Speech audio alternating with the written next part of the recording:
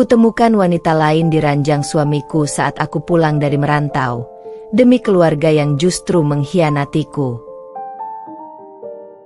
Assalamualaikum warahmatullahi wabarakatuh. Selamat datang di LA Stories. Di balik senyuman ada air mata yang tak terlihat. Di balik tawa, ada kisah yang tak pernah diceritakan.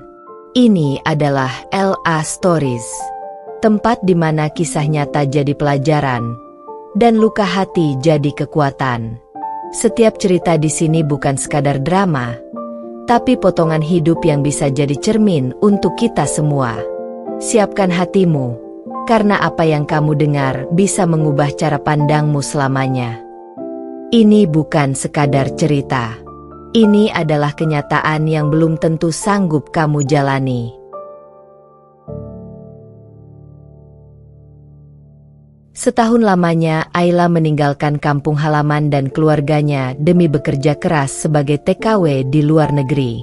Ia rela berjuang, menahan rindu, melewati malam-malam sendu, dan bahkan bertaruh nyawa demi satu tujuan, memperbaiki ekonomi keluarganya dan membahagiakan suaminya, Rangga. Namun harapan itu seketika hancur saat ia pulang mudik lebaran, dan menemukan wanita asing tengah tidur di ranjangnya, bersama suami yang selama ini ia percaya. Ayla yang patah hati, bukan hanya dikhianati oleh suami tercinta, tapi juga ditikam dari belakang oleh ibu mertuanya sendiri yang ternyata menyetujui kehadiran wanita simpanan tersebut. Di tengah luka dan amarah, Ayla bangkit. Ia tak lagi menjadi wanita lemah yang hanya menangis.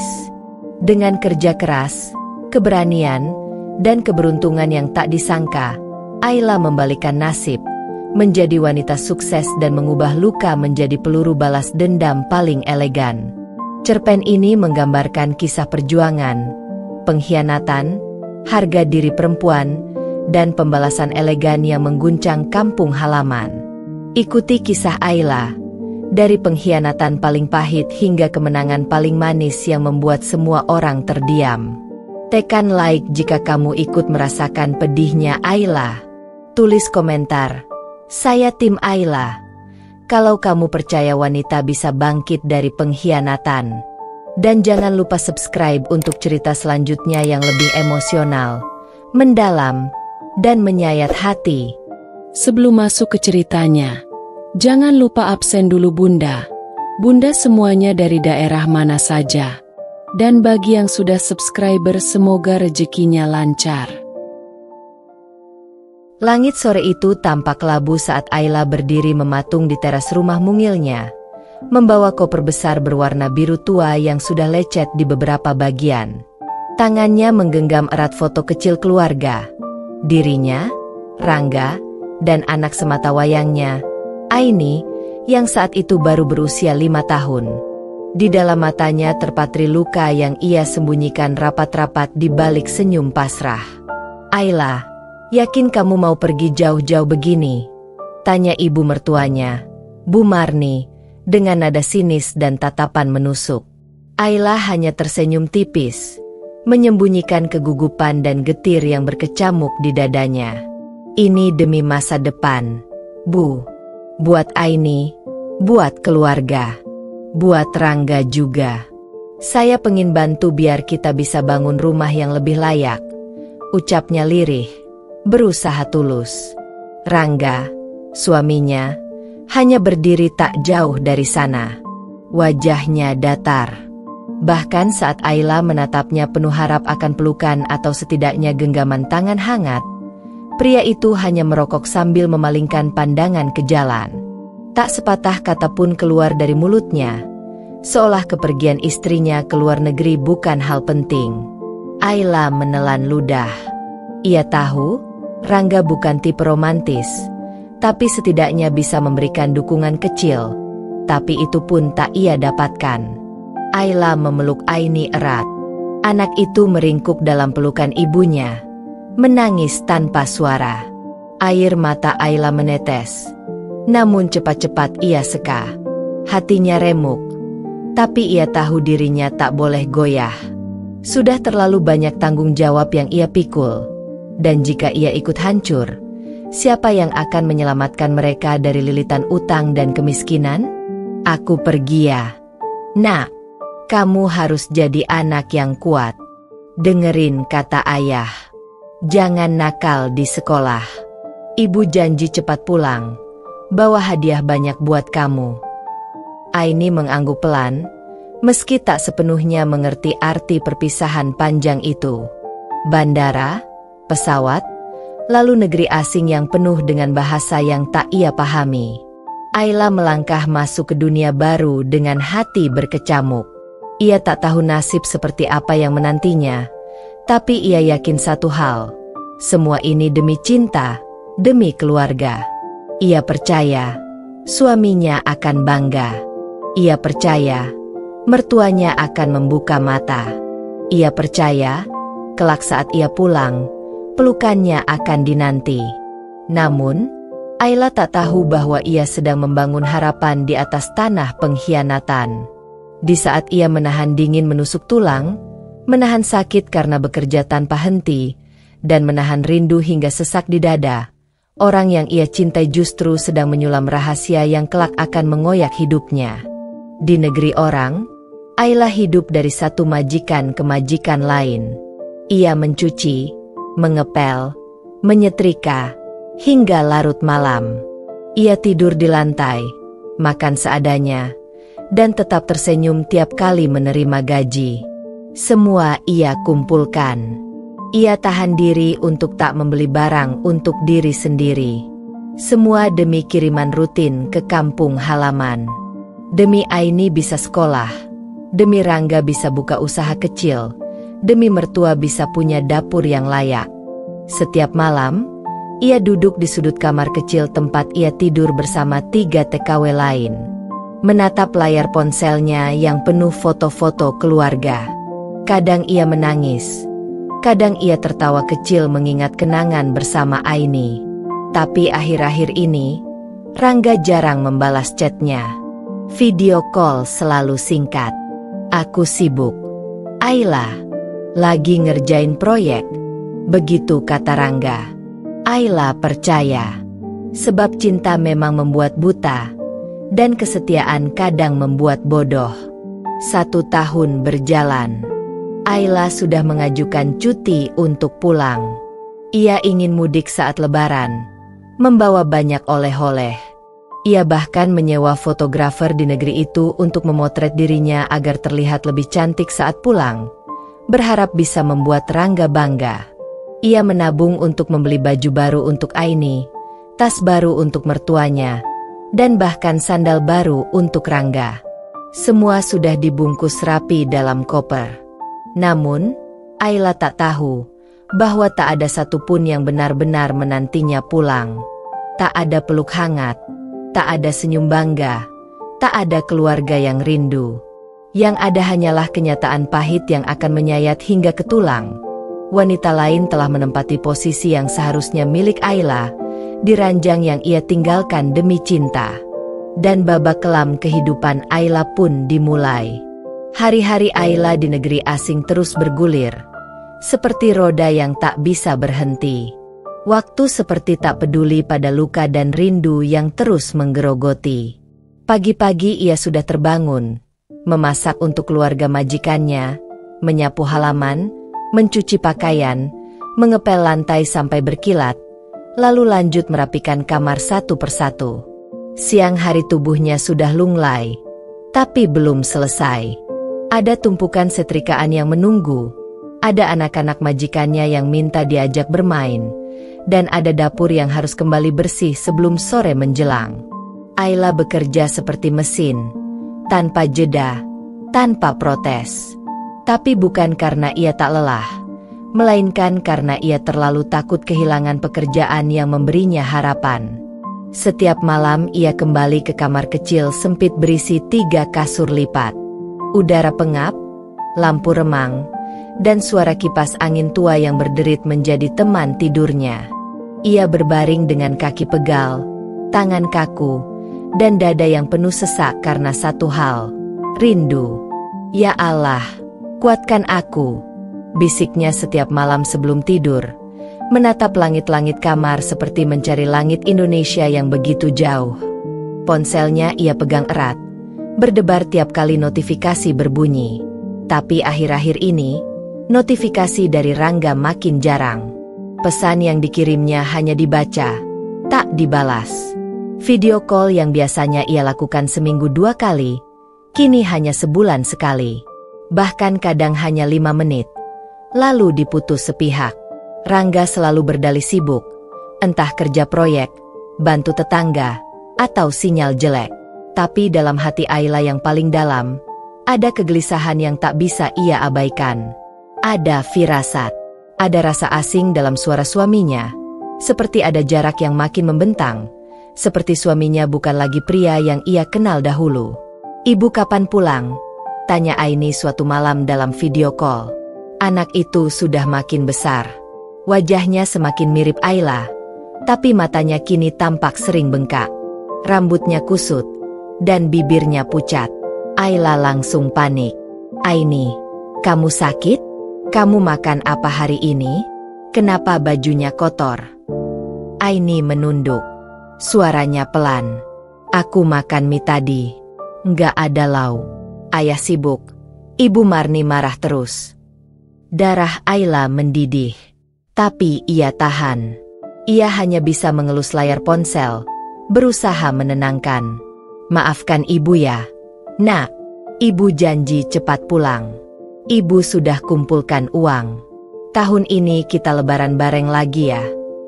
Aini tersenyum kecil. Tapi dari sorot matanya, Ayla tahu anak itu menyimpan luka. Dan luka itulah yang membuat Ayla makin bekerja mati-matian. Setiap uang lembur, setiap bonus, setiap rupiah yang ia dapat, langsung ia kirimkan ke Rangga. Ia percaya, suaminya tahu mana yang harus diutamakan. Ia percaya, Rangga tetap setia. Sebab Ayla bukan hanya percaya pada lelaki itu, tapi karena ia percaya pada cinta yang sudah dibangun bersama selama 8 tahun pernikahan mereka. Namun di tengah semua keyakinan itu, Ayla tak pernah tahu bahwa setiap uang yang ia kirimkan bukan dibelikan kebutuhan Aini, tapi dibakar untuk kebutuhan wanita lain. Bahwa suaminya kini jarang di rumah bukan karena proyek, tapi karena sibuk menemani kekasih barunya, seorang janda muda yang dikenal seksi dan genit oleh para tetangga. "Yakin aja suamimu setia?" Di kampung, Rangga udah sering nganterin perempuan itu naik motor ke pasar malam. Malah pernah nginep. "Loh?" Begitu isi pesan dari teman kecil Ayla di kampung yang ia abaikan. Ia hapus pesan itu sambil memaksa dirinya percaya. Itu cuma gosip. Orang sirik. Suami gue nggak kayak gitu. Tapi diam-diam, hatinya gemetar. Ia mulai terbangun tengah malam, keringat dingin membasahi punggung. Mimpi buruk menghampiri tanpa ampun. Dalam mimpinya, ia pulang dan melihat Rangga sedang tertawa dengan wanita lain. Dalam mimpi itu, Aini menangis di pojok rumah, memanggil ibunya yang tak dikenalnya lagi. Ayla bangun dengan napas tersengal dan mata sembab. Ia tahu, rasa rindu itu kini bukan hanya soal kangen akan peluk dan tawa, tapi rasa takut. Takut semua yang ia korbankan tak berarti apa-apa. Takut semua kerja kerasnya justru membuka celah untuk pengkhianatan. Tapi Ayla terus menanam harap. Ia kumpulkan sisa-sisa kekuatan untuk menyelesaikan masa kerjanya dan pulang. Hingga akhirnya, kabar itu datang. Ayla mendapatkan cuti lebaran. Ia bisa mudik. Ia bisa pulang. Ia bisa memeluk Aini, mencium tangan Rangga, dan melihat hasil dari semua perjuangannya. Ia mulai belanja oleh-oleh. Ia beli sepatu olahraga baru untuk Rangga, boneka besar untuk Aini, dan mukena cantik untuk mertuanya. Ia bahkan menyiapkan surat cinta kecil untuk suaminya yang selama ini ia pendam. Namun Ayla tak tahu bahwa sesampainya ia di rumah nanti, bukan peluk dan senyum yang menyambutnya, melainkan luka, pengkhianatan, dan wanita lain di ranjang yang dulu ia jaga dengan darah dan air mata. Malam itu di kamar sempit berukuran 3 x 3 meter, Ayla duduk menyendiri setelah menyelesaikan semua pekerjaan rumah tangga majikannya. Tubuhnya lunglai, punggungnya pegal, telapak tangannya memerah akibat mencuci panci besar dan menyikat lantai tanpa henti sejak subuh. Rambutnya lepek karena tak sempat keramas 3 hari. Bahkan waktu makan siangnya hanya ia manfaatkan untuk menidurkan diri 15 menit di sudut dapur, bersandar pada karung beras. Tapi bukan rasa lelah fisik yang paling menyiksanya, melainkan kesepian yang menjalar seperti akar pohon liar ke seluruh dadanya. Heningnya kamar malam hari, suara dengkur para TKW lain, dan suara angin luar jendela seperti memeluk luka yang sudah membiru di dalam hatinya. Di tengah malam, saat semua tidur lelap, Ayla terbangun dengan dada berdebar. Bukan karena mimpi buruk, tapi karena rasa kehilangan yang tak bisa ia jelaskan. Di negeri orang ini, ia tak punya siapa-siapa. Tak ada pelukan Aini, tak ada suara Rangga, tak ada obrolan tukang sayur pagi-pagi. Yang ada hanyalah perintah, tugas, suara anak majikan yang terus teriak, dan majikan yang selalu mengeluh. "Ayla, kenapa cucian belum dijemur?" bentak majikannya suatu pagi.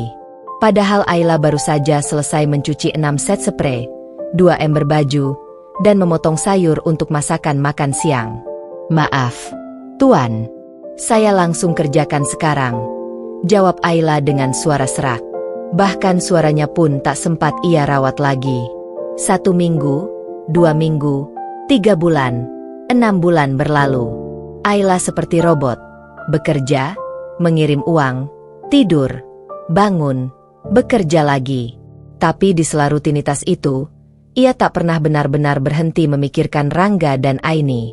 Ia simpan semua resi pengiriman uang, berharap kelak bisa menunjukkan bukti bahwa dirinya bukan istri yang egois, bukan ibu yang tega meninggalkan anak, melainkan pahlawan diam-diam bagi keluarganya sendiri.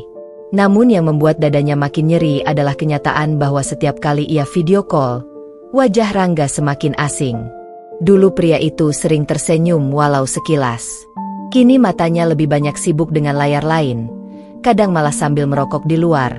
Tak fokus, tak peduli. Pernah suatu malam, Ayla mengirimkan pesan panjang penuh rindu. Ia ceritakan betapa rindunya ia pada aroma tubuh Rangga, pada canda mereka di dapur kecil rumah kontrakan dulu, bahkan pada suara marah Rangga yang dulu suka ngambek kalau masakannya terlalu asin. Ia mengetik sambil menangis, berharap balasan hangat. Tapi yang datang hanyalah, "Lagi capek, tidur dulu, besok aja." Hanya 4 kata yang seperti pisau menancap tepat di tengah dadanya. Ayla menahan tangis malam itu. Ia tak bisa berteriak. Ia hanya memeluk bantal tipisnya erat-erat dan menggigit ujung selimut agar suara sesaknya tak terdengar oleh teman sekamarnya. Ia menangis seperti anak kecil yang kehilangan rumah, padahal rumah itu seharusnya menunggunya pulang. Hari-hari makin sepi, dan waktu makin menua. Tapi Ayla tetap kuat. Ia tanamkan dalam hatinya bahwa semua akan berakhir indah. Ia mulai mencatat. Uang tabungan, cukup untuk renovasi rumah. Biaya masuk SD Aini, sudah aman. Modal usaha, cukup untuk buka warung kelontong. Oleh-oleh, sudah dibeli semua. Ia bahkan sudah merancang kejutan untuk Rangga. Ia ingin datang diam-diam saat malam takbiran, membawa koper, masuk rumah, dan memeluk Rangga dari belakang sambil berbisik, "Aku pulang, Mas." Ia ingin melihat wajah terkejut suaminya. Ia ingin melihat mata Rangga berkaca-kaca, seperti dalam sinetron-sinetron yang kadang ia tonton di HP majikan. Ia bayangkan pelukan Rangga akan lama, hangat, dan penuh cinta. Ia bayangkan Aini akan berlari memeluknya sambil menangis. Ia bayangkan Bu Marni akan memeluknya dan berkata, "Maaf, Nak, kami bangga padamu." Tapi itu semua hanya ilusi. Sebab diam-diam, takdir sedang menyiapkan luka paling keji untuk Ayla. Luka yang tak bisa disembuhkan oleh obat manapun. Luka yang akan mengubah perempuan sederhana ini menjadi api yang membakar seluruh pengkhianatan yang pernah ia telan. Dan luka itu sedang menunggunya tepat di balik pintu rumahnya sendiri. Hari itu, Ayla pulang kerja dengan tangan penuh bekas sabun, punggung yang terasa remuk, dan kaki bengkak karena berdiri terlalu lama. Tapi langkahnya ringan. Di balik raut wajah lelahnya, terselip senyum kecil yang sudah lama tidak terlihat. Hari ini adalah hari yang ia tunggu-tunggu sejak pertama kali menginjakan kaki di negeri orang. Hari gajian pertamanya. Ia tak peduli betapa kerasnya ia disuruh menyikat kamar mandi hingga bersih berkilat seperti cermin. Ia tak ambil pusing meski majikannya membentak karena menemukan satu helai rambut tertinggal di meja dapur. Ia tahan semuanya karena satu hal, akhirnya perjuangannya terbayar. Di kamar sempit itu, Ayla membuka amplop coklat berisi uang tunai. Jantungnya berdegup cepat. Tangan gemetarnya menyentuh lembar demi lembar uang asing, yang jumlahnya terasa luar biasa besar jika dikonversi ke rupiah. Air matanya mengalir diam-diam. Ini bukan sekadar uang. Ini adalah simbol dari setiap air mata, peluh, dan luka yang selama ini ia telan sendirian. Ia tak langsung menyentuh 1 sen pun untuk dirinya. Bahkan untuk membeli sabun mandi wangi yang sejak dulu ingin ia beli pun tak ia lakukan. Ia ambil secari kertas robekan dari buku catatan bekas, menulis angka dan rincian. 1.500.000 rupiah untuk Aini, beli seragam dan buku sekolah. 2 juta rupiah untuk Rangga, bayar utang bengkel. 500.000 rupiah untuk Bu Marni, beli obat dan kebutuhan dapur. 1 juta rupiah disisihkan, tabungan darurat. Sisanya dikirim semua ke rumah. Ia lalu pergi ke konter remitansi dan mengirim semuanya ke rekening Rangga. Ia bahkan menyelipkan pesan dalam struk pengiriman. Mas, ini dari Ayla. Buat Aini sekolah. Buat Mas juga. Semoga bermanfaat. Maaf belum bisa kirim banyak. Ayla baru mulai kerja. Jaga kesehatannya. Aku kangen. Ayla pulang sambil menahan tangis. Bukan karena sedih, tapi karena bahagia bisa memberi. Karena dalam pikirannya yang sederhana, memberi kepada keluarga adalah bentuk tertinggi dari cinta. Ia tak menuntut balasan, tak meminta imbalan. Ia hanya ingin Rangga merasa dihargai. Ia hanya ingin Aini bisa sekolah tanpa malu. Ia hanya ingin mertuanya bisa tidur lebih nyenyak tanpa kelaparan. Namun sore itu, saat ia membuka ponsel dan melihat notifikasi pesan dari Rangga, harapannya langsung runtuh. Iya, makasih. Tapi kenapa dikit amat? Katanya kerja keras. Itu saja. Tak ada tanya kabar.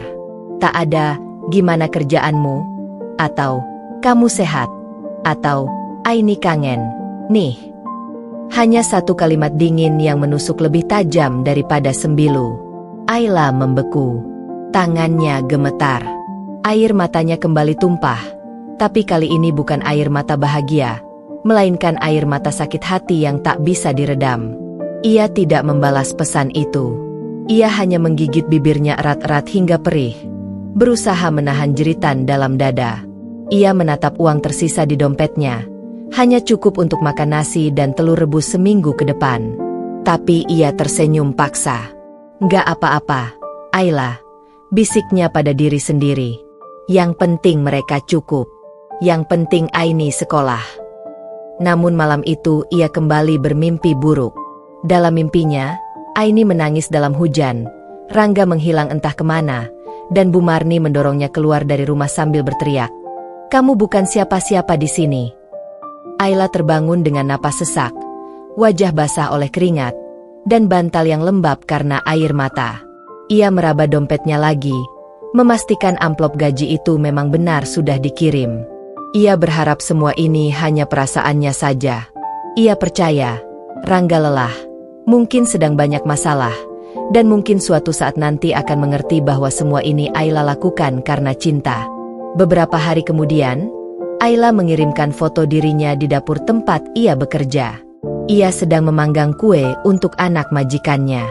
Ia tersenyum, meski matanya sembab. Ia kirim foto itu ke Rangga, menambahkan pesan kecil. "Mas, Ayla belajar bikin kue loh. Nanti pulang bisa bukain warung kue kecil-kecilan. Ayla pengen bantu mas. Gimana kabar di rumah?" 2 jam. Tidak dibalas. 5 jam. Centang 2. Biru. Besoknya, Rangga baru membalas. "Iya. Sibuk. Lagi banyak kerjaan." Lagi-lagi itu saja. Ayla kembali bungkam. Tapi diamnya bukan karena menyerah, melainkan karena perlahan-lahan ia mulai sadar bahwa orang yang ia cintai mungkin sudah berubah. Namun tetap, ia bertahan. Ia masih terus bekerja, masih mengirim uang, masih menabung, dan masih menulis pesan-pesan harapan yang ia simpan diam-diam dalam buku kecilnya. Suatu hari nanti, aku pulang, aku peluk mereka, dan semua ini akan jadi kenangan manis. Tanpa ia tahu, lembar demi lembar perjuangannya sedang disobek oleh tangan yang paling ia percaya. Dan luka terbesar belum benar-benar datang, karena luka itu masih menunggu, dalam bentuk seorang wanita asing yang kini tengah tertidur di ranjang yang seharusnya milik Ayla. Sudah 2 hari Ayla menunggu pesan dari Rangga. 2 hari tanpa satupun balasan, tanpa emoji, tanpa pertanyaan sekadar, "Kamu sehat?" Atau, "Udah makan belum?" Bahkan saat Ayla mengirimkan video singkat dirinya tengah menangis diam-diam di sela istirahat, berharap bisa mengetuk hati suaminya, Rangga hanya membalas dengan satu kata, "Sabar." Kata yang entah menghibur atau menghina. Kata yang justru membuat luka dalam dada Ayla makin menganga, karena ia tahu betul, dirinya lah yang selama ini paling banyak sabar. Ia yang sabar ditinggal jauh. Ia yang sabar bekerja tanpa jeda. Ia yang sabar tidur di lantai, makan nasi basi, dimarahi majikan, merindukan peluk anak, dan tetap setia pada lelaki yang bahkan sudah jarang menyebut namanya dalam percakapan. Malam itu, Ayla memberanikan diri menekan tombol video call. Ponselnya bergetar karena sinyal lemah. Tapi ia menunggu.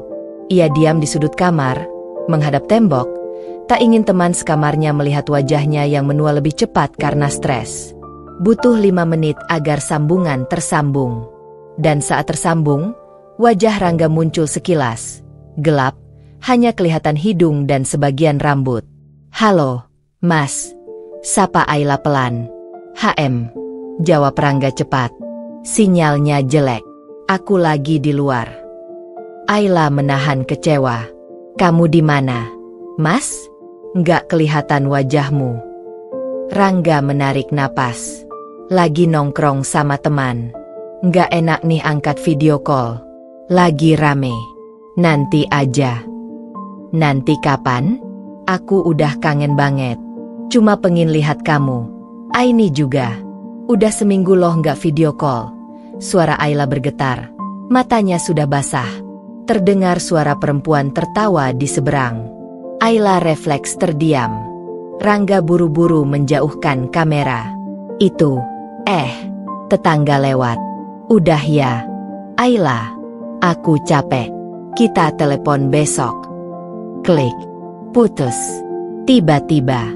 Tanpa pamit. Tanpa penjelasan. Tanpa rindu. Ayla menatap layar yang kini gelap. Jari-jarinya gemetar, menelusuri foto profil Rangga. Sekarang tak lagi gambar keluarga kecil mereka, melainkan gambar motor baru dengan stiker bertuliskan, "Bang Rangga." Sesuatu yang Ayla tak pernah tahu kapan dibeli. Ia yang kirim uang. Tapi ia tak pernah dengar kabar suaminya beli motor baru. Tak ada kabar apapun. Bahkan ulang tahun pernikahan pun tak lagi dirayakan. Rangga hanya kirim pesan sebaris, "Doain lancar ya kerjaanku." Ayla merasa seperti orang asing. Seperti tamu tak diundang dalam hidup suaminya sendiri. Esoknya, ia coba video call lagi. Tak diangkat. Lusa, ia coba lagi. Tak aktif. Hari ketiga, dibalas singkat, "HP aku rusak. Pinjam HP teman." Tapi Ayla tahu itu bohong. Ia tahu jam aktif terakhir Rangga. Ia tahu ada tanda biru. Ia tahu suaminya sedang menjauh. Tapi kenapa? Apa salahnya? Apa ia terlalu cerewet? Terlalu berharap? Terlalu mencintai? Atau karena ada wanita lain yang kini lebih nyaman didengar keluh kesahnya? Hari-hari berikutnya. Ayla hanya berani mengirim suara. Voice note 1 menit, 2 menit, sampai 10 menit. Ia bicara sendiri. Ia cerita soal anak majikan yang lucu, tentang kue pertamanya yang gosong, tentang mimpinya bangun rumah kecil, tentang baju lebaran yang ia siapkan buat Aini. Ia tak berharap dibalas panjang. Hanya ingin tahu bahwa Rangga masih mendengarkan. Tapi tak ada tanda-tanda. Rangga seperti menghilang dari frekuensi rumah tangga mereka. Yang rutin hanya satu hal, rekening. Tiap awal bulan, Ayla tetap kirim uang, dan Rangga tetap terima tanpa kata, tanpa terima kasih, tanpa tanya kabar. Cinta mereka kini hanya seperti transaksi diam-diam tanpa emosi. Suatu malam, Ayla terjaga oleh mimpi buruk. Dalam mimpinya, ia pulang ke rumah, membuka pintu, lalu melihat seorang perempuan asing berdaster tidur di atas ranjang yang dulu ia beli hasil menabung 2 tahun. Ranjang itu tempat pertama kali Aini dilahirkan. Tempat mereka berdoa bersama saat pertama kali tak sanggup bayar kontrakan. Tapi dalam mimpi itu, Rangga sedang memeluk wanita itu. Ayla bangun dengan nafas memburu, tubuh basah oleh keringat, dan dada sesak seperti ada yang menindih. Ia tak bisa tidur lagi malam itu. Ia buka ponselnya, buka galeri, dan menatap foto Aini yang dulu ia cetak dan simpan di dompet. Foto yang sudah lusuh, tapi masih utuh. Senyum Aini menjadi satu-satunya alasan Ayla bertahan. Bulan pun berganti. Ayla makin lelah. Tapi ia tetap kuat. Ia tahu waktunya pulang makin dekat. Ia mulai menghitung hari. Ia mulai merapikan koper. Ia bahkan sudah menghubungi agen perjalanan diam-diam. Karena ia ingin kejutan. Ia ingin pulang tanpa memberitahu siapapun. Ia bayangkan momen pulang. Malam takbiran, kembang api di langit, suara takbir dari masjid kampung, lalu pintu rumah diketuk perlahan. Rangga membuka pintu. Aini melompat memeluk. Air mata tumpah. Bahagia meledak. Tapi Ayla tak tahu bahwa momen yang ia tunggu-tunggu itu akan berubah jadi mimpi buruk paling nyata dalam hidupnya. Karena saat ia tiba, bukan air mata bahagia yang menyambut, melainkan erangan perempuan lain dari balik kamar yang dulu miliknya. Setiap malam Ayla terjaga lebih cepat dari alarm, bukan karena ia semangat memulai hari, melainkan karena mimpi-mimpi buruk yang terus datang tanpa permisi, mengoyak tidur yang seharusnya menjadi tempat pulih paling tenang. Tubuhnya letih, tetapi matanya tak lagi bisa terpejam dengan damai. Wajah Rangga, suara Aini, dan sosok perempuan asing terus muncul dalam bayangannya, seperti film horor yang diputar berulang-ulang di balik kelopak matanya. Mimpi itu datang lagi malam ini. Dalam mimpinya, Ayla melihat rumahnya yang dulu ia bangun perlahan dari kiriman rupiah yang ia kumpulkan tetes demi tetes dari negeri orang. Tapi kali ini rumah itu bukan lagi rumahnya. Di halaman depan, sandal wanita asing bertebaran. Di ruang tamu, dinding yang dulu dipenuhi foto keluarga kini dipenuhi poster perempuan lain. Wajahnya cantik, bermakeup tebal, dengan rambut panjang terurai dan senyum menggoda. Di dapur, wanita itu mengenakan daster tipis, menggoda Rangga sambil menyuapinya pisang goreng. Rangga tertawa. Bahagia.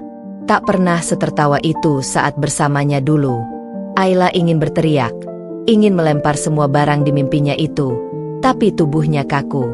Ia hanya bisa berdiri dan menyaksikan suaminya, lelaki yang dulu ia peluk tiap malam meski lapar, yang ia rawat saat demam, yang ia doakan di setiap sujud malam, menciumi wanita lain di atas ranjangnya. Ranjang kayu jati yang dulu ia beli dari setengah gaji pertamanya. Ranjang tempat Aini pernah tidur memeluk boneka beruang kecil.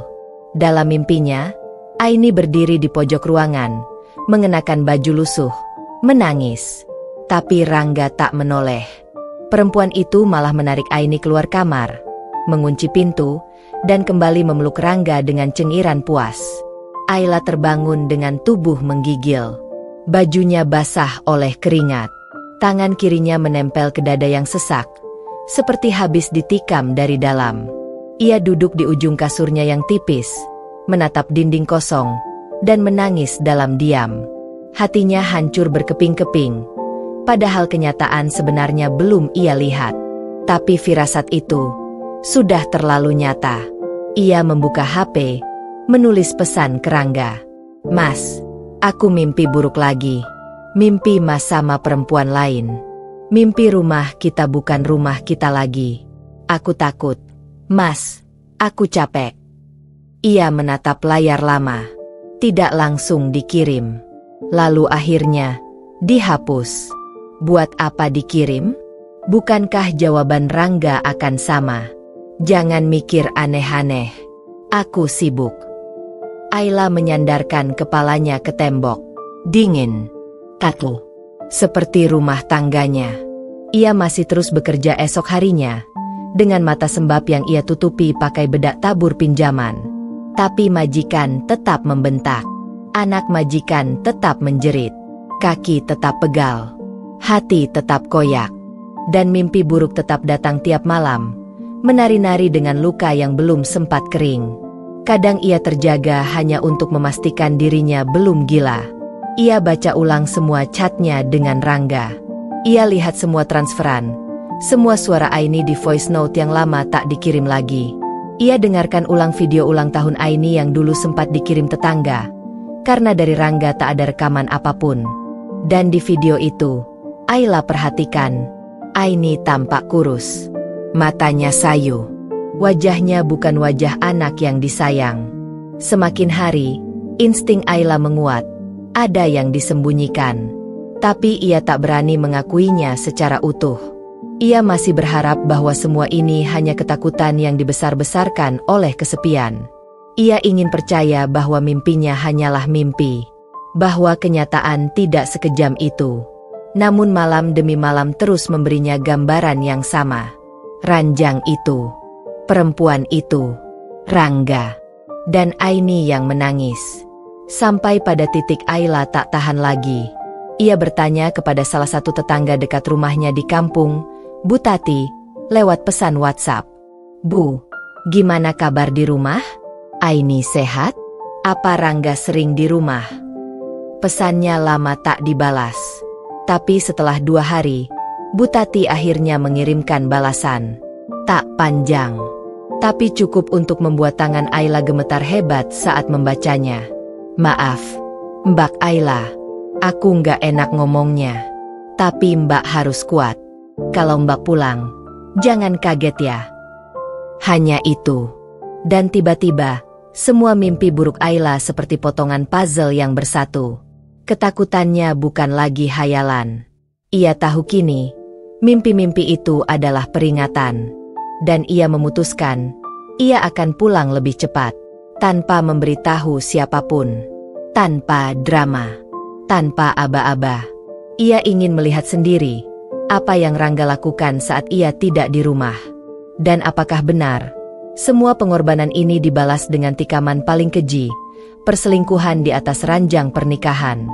Ponsel Ayla kembali bergetar saat ia baru saja selesai menyetrika baju majikan. Ia melihat nama pengirimnya, Bu Tati. Tetangga sebelah rumah yang dulu sering ia titipi Aini saat Rangga pergi kerja. Tangannya refleks menyeka keringat di dahi sebelum membuka pesan yang hanya terdiri dari satu kalimat pendek. Mbak, perempuan itu makin sering nginep di rumah. Bahkan kadang pakai daster Mbak. Dunia Ayla seolah berhenti berputar. Kakinya lemas. Ponsel hampir terlepas dari genggaman. Ia terduduk di lantai ubin dingin rumah majikannya di Malaysia, menahan isak yang akhirnya tak tertahan juga. Perempuan itu, daster miliknya, rumahnya. Ia mengepalkan jemari kuat-kuat, tapi tubuhnya justru bergetar. Ia mencoba membaca ulang pesan itu, berharap ada kata yang salah baca. Tapi tidak. Semuanya jelas. Dan kini, semua yang sebelumnya hanya mimpi buruk, sudah mendapat konfirmasi nyata dari orang yang ia percaya. Tangis Ayla meledak. Pelan. Sun. Tapi mengiris dari dalam. Ia menangis bukan hanya karena dikhianati, tetapi karena harga dirinya diinjak-injak tanpa rasa malu. Betapa murah dan tak berartinya pengorbanannya selama ini di mata orang yang ia sebut suami. Air mata terus mengalir tanpa jeda. Ia teringat malam-malam ia menahan sakit kepala karena kerja 16 jam non-stop. Terbayang saat ia menghemat makanan, hanya makan nasi dengan kecap agar bisa kirim lebih banyak uang untuk rumah. Terbayang senyum Aini dalam video, yang tampak dipaksakan. Dan terbayang, perempuan itu, yang entah siapa, berani tidur di atas ranjangnya, memakai bajunya, tinggal di rumahnya. Dengan suara gemetar, Ayla menekan tombol voice call ke Butati. Setelah 3 dering, suara perempuan paruh baya itu terdengar. "Assalamualaikum, Mbak Ayla." Suaranya pelan, terdengar seperti seseorang yang merasa bersalah. "Waalaikumsalam, Bu. Saya mohon, tolong jujur sama saya. Ada apa di rumah saya? Siapa perempuan itu?" Suara Ayla pecah. "Ya Allah, Mbak. Saya tuh udah lama pengen ngomong, tapi saya takut dibilang ikut campur. Tapi perempuan itu udah kayak istri di rumah situ. Kadang bawa anak kecil juga. Katanya keponakan. Tapi saya nggak percaya. Dia nginep bisa 3-4 malam seminggu. Kadang pagi-pagi jemur baju dalam di depan rumah. Mbak, saya lihat sendiri. Aini sering dikunci di kamar. Dan anak itu kayak takut banget. Sering nangis malam-malam, tapi suara tangisnya dibungkam." Ayla menjerit tertahan. Mulutnya terbuka, tapi tak ada suara keluar. Seolah tenggorokannya dicekik kenyataan. Aini, anaknya dikunci? Ditekan? Takut. Hati Ayla nyaris pecah. "Kenapa, Bu? Kenapa nggak ada yang bilang dari dulu?" bisiknya. "Kami takut, Mbak. Rangga tuh galak banget kalau ditanya-tanya. Pernah Pak RW dateng, katanya mau nyari surat rumah, malah dimaki-maki. Dia bilang itu urusan rumah tangga, nggak boleh ikut campur. Kami cuma bisa ngelihat, tapi nggak bisa bantu banyak." Ayla tak bisa berkata-kata. Perutnya mual, nafasnya sesak. "Bu, saya mau pulang. Tapi saya minta tolong. Jangan bilang siapa-siapa. Bahkan Kerangga pun jangan. Saya mau pulang diam-diam. Saya harus lihat sendiri semuanya." "Siap, Mbak. Saya bantu. Tapi tolong, hati-hati ya, Mbak." Percakapan ditutup dengan hening panjang. Ayla hanya mematung menatap tembok. Otaknya seperti dihantam badai informasi. Namun satu hal pasti, ia akan pulang. Tidak besok, tidak minggu depan, tapi secepat mungkin. Bahkan jika harus berhutang tiket pesawat, bahkan jika harus pergi dengan 1 koper dan 1 pakaian, ia akan pulang. Demi Aini, demi kebenaran, demi harga dirinya. Dalam hatinya kini tumbuh bara. Luka yang semula menganga kini berubah jadi api. Kalau benar ada wanita lain di ranjangnya, maka ia tak akan tinggal diam. Bukan hanya akan ia tarik perempuan itu keluar rumahnya, tapi akan ia seret martabat Rangga ke tanah, agar tahu betapa kejamnya mengkhianati perempuan yang telah berjuang hidup mati di negeri asing demi keluarga. Ayla mengambil napas panjang. Kali ini bukan untuk menenangkan diri, tapi untuk bersiap. Bersiap menghadapi medan perang yang sebenarnya. Dan ketika hari Lebaran nanti tiba, dan ia pulang, akan ada satu rumah yang tidak lagi merayakan kemenangan, tapi justru akan diobrak-abrik oleh amarah seorang istri yang dikhianati. Malam itu Ayla tidak tidur. Matanya menatap kosong ke langit-langit kamar kecil tempat ia biasa tidur setelah bekerja seharian di rumah majikan.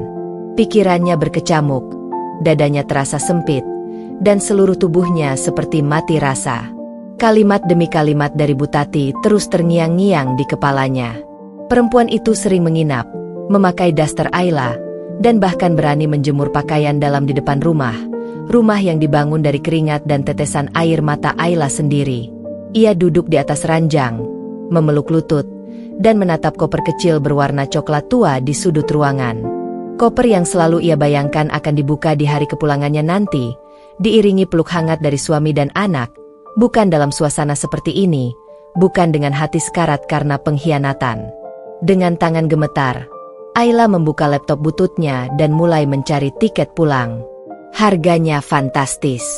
Di musim mudik Lebaran, tiket melonjak 2 kali lipat. Tapi Ayla tidak peduli. Ia menjual perhiasan kecil yang sempat ia tabung, termasuk kalung emas tipis yang selama ini disimpan untuk hadiah ulang tahun Aini. Tak ada waktu untuk berpikir soal kerugian. Sekarang hanya ada satu hal di pikirannya. Ia harus pulang. Di layar ponsel, notifikasi muncul. Booking berhasil. Kode reservasi XM8923. Tanggal keberangkatan 8 hari lagi. Ayla memandangi tanggal itu lama sekali. Hatinya perih. Setiap detik sekarang terasa seperti siksaan. 8 hari, terlalu lama untuk menunggu, tapi terlalu cepat untuk menyembuhkan luka yang makin menganga.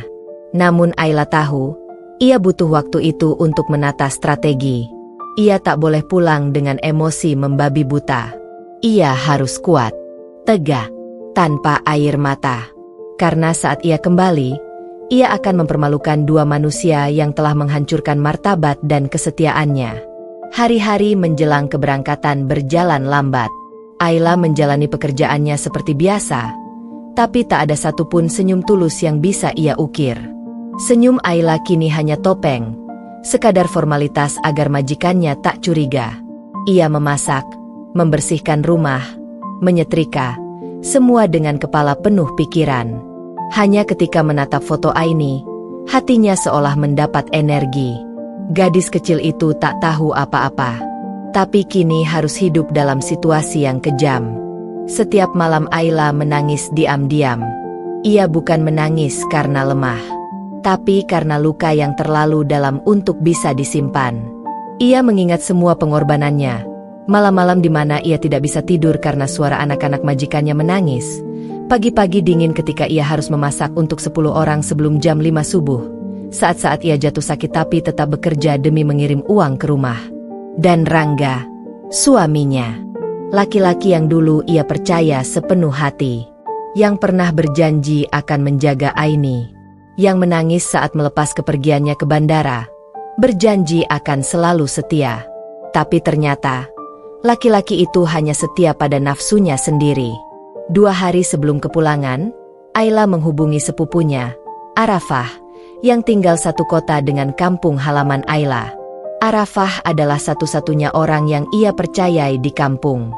Ia meminta Arafah untuk menjemputnya diam-diam di bandara, tanpa memberitahu siapapun, termasuk keluarga. Ayla tahu, jika keluarganya tahu, bisa saja mereka mengabari Rangga duluan. Dan ia tidak ingin itu terjadi. Tidak sebelum ia melihat semuanya dengan mata kepala sendiri. Fah, aku minta tolong. Jangan tanya dulu. Tapi nanti waktu aku sampai bandara, kamu tolong jemput aku. Aku mau pulang diam-diam. Aku mau kasih pelajaran ke seseorang, ujar Ayla di telepon. Arafah sempat terdiam, tapi suara cemasnya menjawab.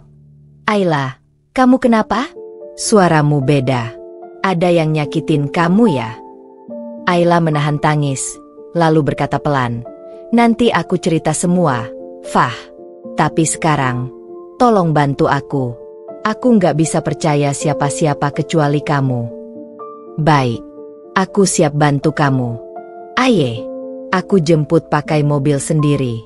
Aku nggak akan cerita ke siapapun. Sumpah. Ayla mengangguk meski lawan bicaranya tak melihat.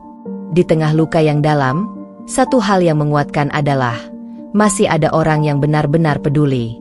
Malam terakhir di Malaysia, Ayla menatap langit.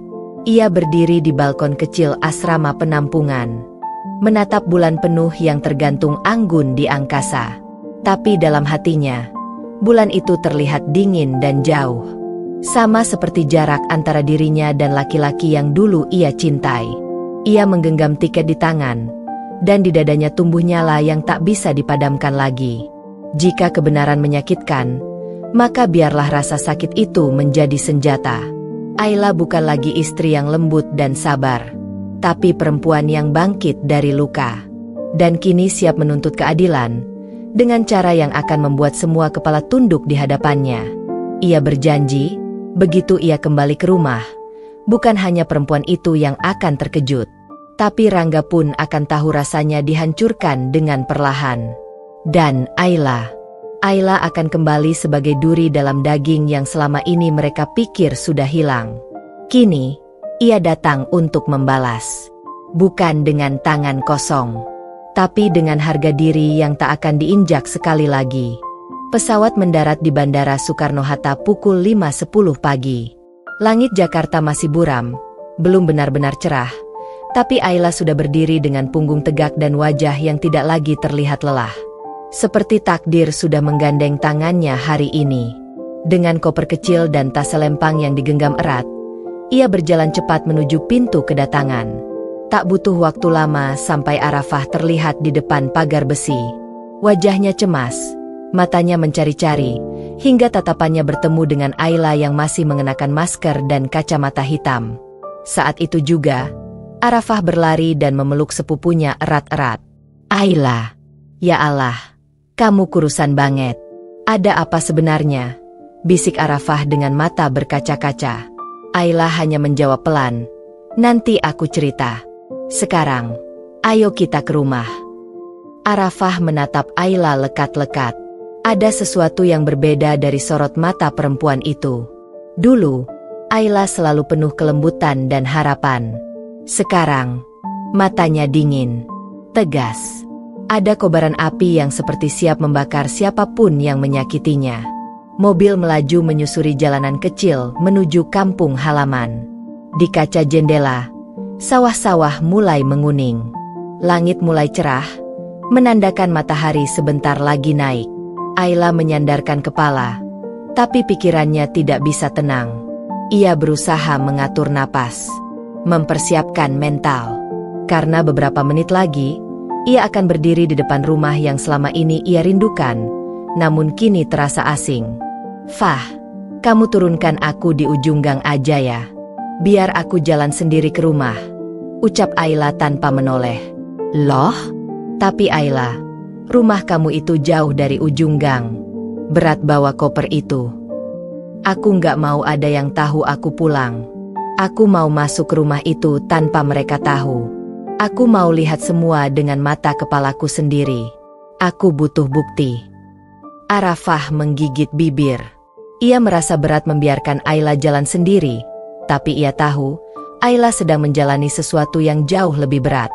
Ia mengangguk dan menghentikan mobil di ujung jalan. "Simpan nomorku baik-baik ya. Kalau kamu butuh aku, telepon aku langsung. Aku standby di rumah," ucap Arafah sambil menggenggam tangan Ayla erat. Ayla tersenyum tipis, lalu turun dari mobil.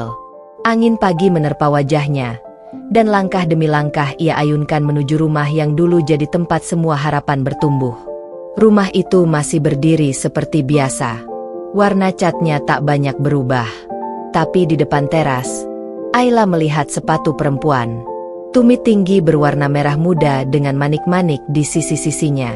Sepatu yang tidak pernah dimiliki Ayla. Tidak pernah ia kenakan. Bahkan tidak sesuai dengan ukuran kakinya. Dan, di jemuran belakang rumah, Ayla melihat satu bra rendah besar warna ungu terang. Ia menatapnya tajam. Jantungnya berdetak cepat. Tak ada lagi keraguan. Perempuan itu memang tinggal di rumahnya. Ia membuka pagar perlahan. Tidak terkunci. Ia mendorong pintu rumah, dan pintunya juga tidak dikunci. Langkah pertamanya ke dalam rumah terasa berat. Tapi Ayla menahan napas, menarik koper masuk dan menutup pintu kembali dengan pelan. Rumah itu hening, sepi, tapi aroma parfum murahan menyengat hidungnya. Langkahnya menuntunnya ke kamar utama. Pintu kamar tertutup setengah, dan dari celahnya, Ayla melihat dua kaki menyembul dari selimut di atas ranjang. Kepalanya langsung berdenyut. Perlahan, ia dorong pintu, dan apa yang ia lihat membuat lututnya hampir lemas. Rangga, suaminya, tertidur dengan seorang wanita lain. Wanita muda, mengenakan daster warna biru muda, setengah terbuka. Rambutnya awut-awutan. Tapi yang paling menghancurkan hati Ayla adalah wanita itu memeluk Rangga erat, seperti mereka pasangan suami istri yang sah. Ayla berdiri di ambang pintu cukup lama hingga tubuhnya bergetar. Tidak ada teriakan, tidak ada tangisan, hanya hening yang mematikan. Ia menggenggam ponselnya, merekam semuanya. Dari ujung rambut wanita itu hingga wajah puas Rangga yang tertidur seperti bayi tak berdosa. Setelah puas merekam, Ayla mengetuk pintu keras-keras sambil berseru, "Selamat pagi." Tampaknya kalian terlalu nyaman tidur di ranjang yang bukan milik kalian. Wanita itu langsung bangkit dengan wajah panik, menarik selimut. Rangga juga terlonjak. Matanya membelalak saat melihat sosok yang berdiri di ambang pintu. Ayla. Ya Allah. Ayla. Ayla tertawa pelan. Wah, kamu masih ingat namaku? Hebat juga. Kukira kamu udah lupa karena sibuk meniduri perempuan ini setiap malam. Aku bisa jelasin. Ayla, ini nggak seperti yang kamu pikir. Ah ya. Ayla menoleh pada wanita itu. Kalau ini bukan seperti yang kupikir, berarti kalian hanya diskusi soal peta dunia di atas kasurku? Atau kalian benar-benar nyari capung tengah malam sampai harus buka-bukaan gitu? Rangga bingung. Wajahnya memerah. Wanita di sebelahnya mulai menangis, mencoba menutupi dada dengan selimut. Ayla maju perlahan, menatap keduanya. Aku ini istrimu, Rangga. Aku pergi merantau 1 tahun demi kamu dan anak kita. Aku kirim uang tiap bulan. Aku tahan rindu tiap malam. Dan kamu balas dengan ngasih tempat tidur kita ke perempuan ini? Kamu pikir aku pantas diperlakukan kayak binatang? Ayla, maaf. Aku lemah. Aku kesepian. Kamu pergi terlalu lama. Plah. Sebuah tamparan mendarat di pipi Rangga. Kau lemah karena memang kau tak pernah kuat menjaga kesetiaan. Bukan karena aku pergi lama. Tapi karena hatimu memang busuk sejak awal. Ayla berteriak. Kini dengan air mata mulai jatuh satu-satu. Wanita itu mencoba bangkit. Tapi Ayla menunjuk wajahnya. Jangan coba-coba keluar sebelum aku selesai bicara. Kalau tidak, kau akan keluar dari rumah ini tanpa baju. Wanita itu mundur gemetar. Sementara Ayla berdiri tegak. Tubuhnya bergetar tapi tatapannya tak goyah. Aku akan ambil Aini. Aku akan keluar dari rumah ini bersama harga diriku. Tapi kalian akan hidup dalam aib yang tak akan pernah bisa kalian cuci seumur hidup kalian. Ayla keluar dari kamar. Tapi sebelum ia melangkah pergi, ia meninggalkan flash disk berisi video rekaman perselingkuhan itu di meja makan. Di atasnya tertulis, untuk semua keluargamu yang sok suci, agar mereka tahu siapa sebenarnya kamu. Dengan kepala tegak, Ayla membuka pintu dan melangkah pergi. Pagi itu, suara burung berkicau seperti biasa. Tapi di hatinya, ada badai yang sudah tak bisa ditahan lagi. Ia telah kembali, dan kini, perang telah dimulai. Langkah Ayla terasa berat tapi penuh tekad saat ia berjalan meninggalkan rumah yang selama ini ia sebut rumah tangga. Matahari baru naik. Namun panasnya belum sebanding dengan bara yang membakar dadanya. Tangannya masih menggenggam koper, tapi di kepalanya, isi pikirannya terus berdengung. Ia sudah merekam semuanya. Bukti pengkhianatan. Video itu kini berada di dalam flash disk di meja makan, ditempatkan dengan sengaja. Namun Ayla tahu, hanya menyimpan video di rumah tidak cukup. Dunia harus tahu kebenaran. Sampai di ujung gang, Arafah langsung membuka pintu mobil dan menghampiri Ayla yang berjalan cepat. Ya Allah, kamu pucat banget. Gimana? Kamu lihat semuanya? Arafah panik.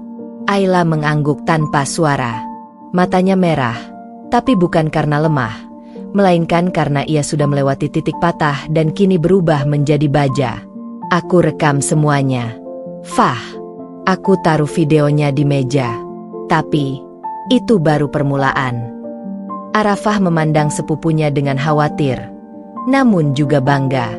Ayla bukan lagi perempuan yang dulu menangis diam-diam di kamar karena kesepian dan penat. Ayla yang sekarang adalah badai, dan siapapun yang pernah menyakitinya akan merasakan amarahnya. Pagi itu, Ayla tidak langsung ke rumah orang tuanya. Ia meminta Arafah membawanya ke warnet, tempat langganannya dulu saat sebelum merantau. Di sana, ia mengcopy video ke dalam beberapa flash disk.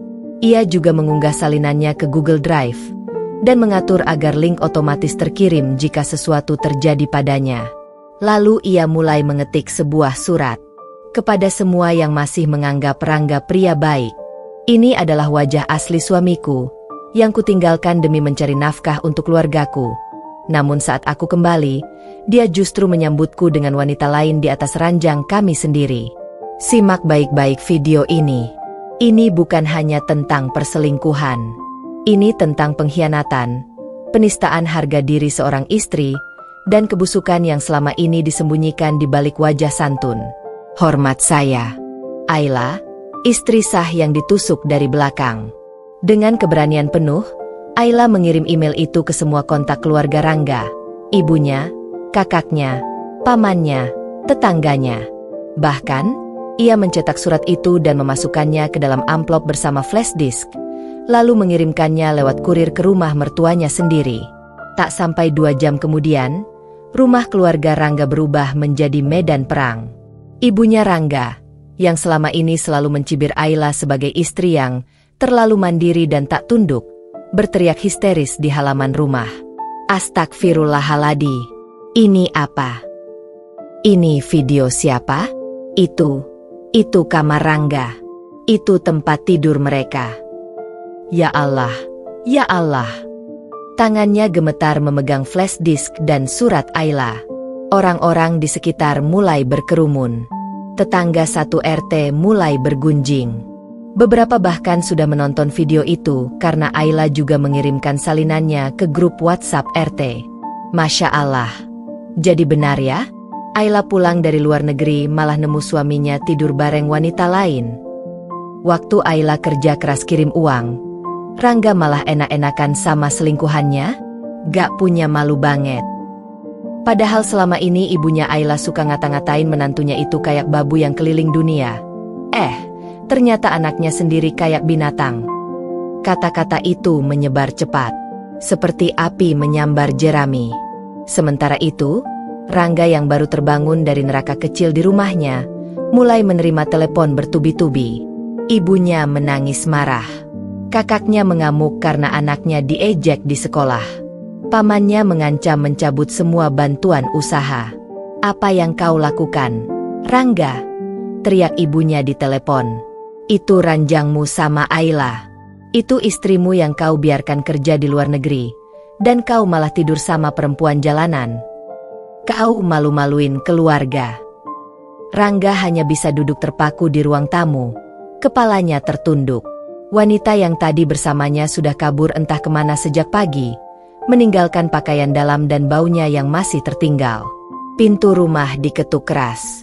Seorang tetangga datang dengan wajah murka. Kau pikir kami semua bodoh, Rangga? Ayla itu perempuan yang baik. Kau biarkan dia cari uang ke negeri orang. Kirim uang tiap bulan untuk rumah ini, untuk anakmu, untuk bayar utang ibumu. Tapi apa balasmu? Kau tiduri perempuan lain di ranjangnya. Rangga tak menjawab. Kepalanya tertunduk. Tapi ia tahu, nama baiknya telah hancur. Sementara itu, Ayla duduk di ruang tamu rumah Arafah. Ia memeluk putrinya, Aini, yang masih belum paham apa yang sedang terjadi. Ibu kenapa gak pulang ke rumah? Tanya Aini polos. Ayla tersenyum. Karena rumah itu sudah bukan rumah kita lagi. Nak, tapi jangan takut. Kita akan punya rumah yang baru, yang lebih indah, yang gak ada orang jahat di dalamnya. Ayla tahu, luka ini belum selesai. Tapi ia sudah memulai langkah yang tak bisa dihentikan. Ia tak lagi mencari pembenaran. Ia tak ingin Rangga kembali. Ia hanya ingin kebenaran menang. Dan setiap luka yang ia tanggung harus dibayar lunas oleh orang-orang yang menyakitinya. Besok, Ayla akan ke pengadilan agama. Dengan bukti video, catatan kiriman uang, dan saksi Arafah, ia akan ajukan gugatan cerai. Namun malam ini, ia akan tidur dengan tenang.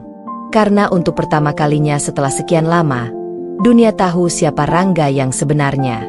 Pagi itu, langit mendung seperti ikut merasakan beban hati Ayla. Di pelataran kantor pengadilan agama, langkah Ayla mantap meski kakinya sempat gemetar.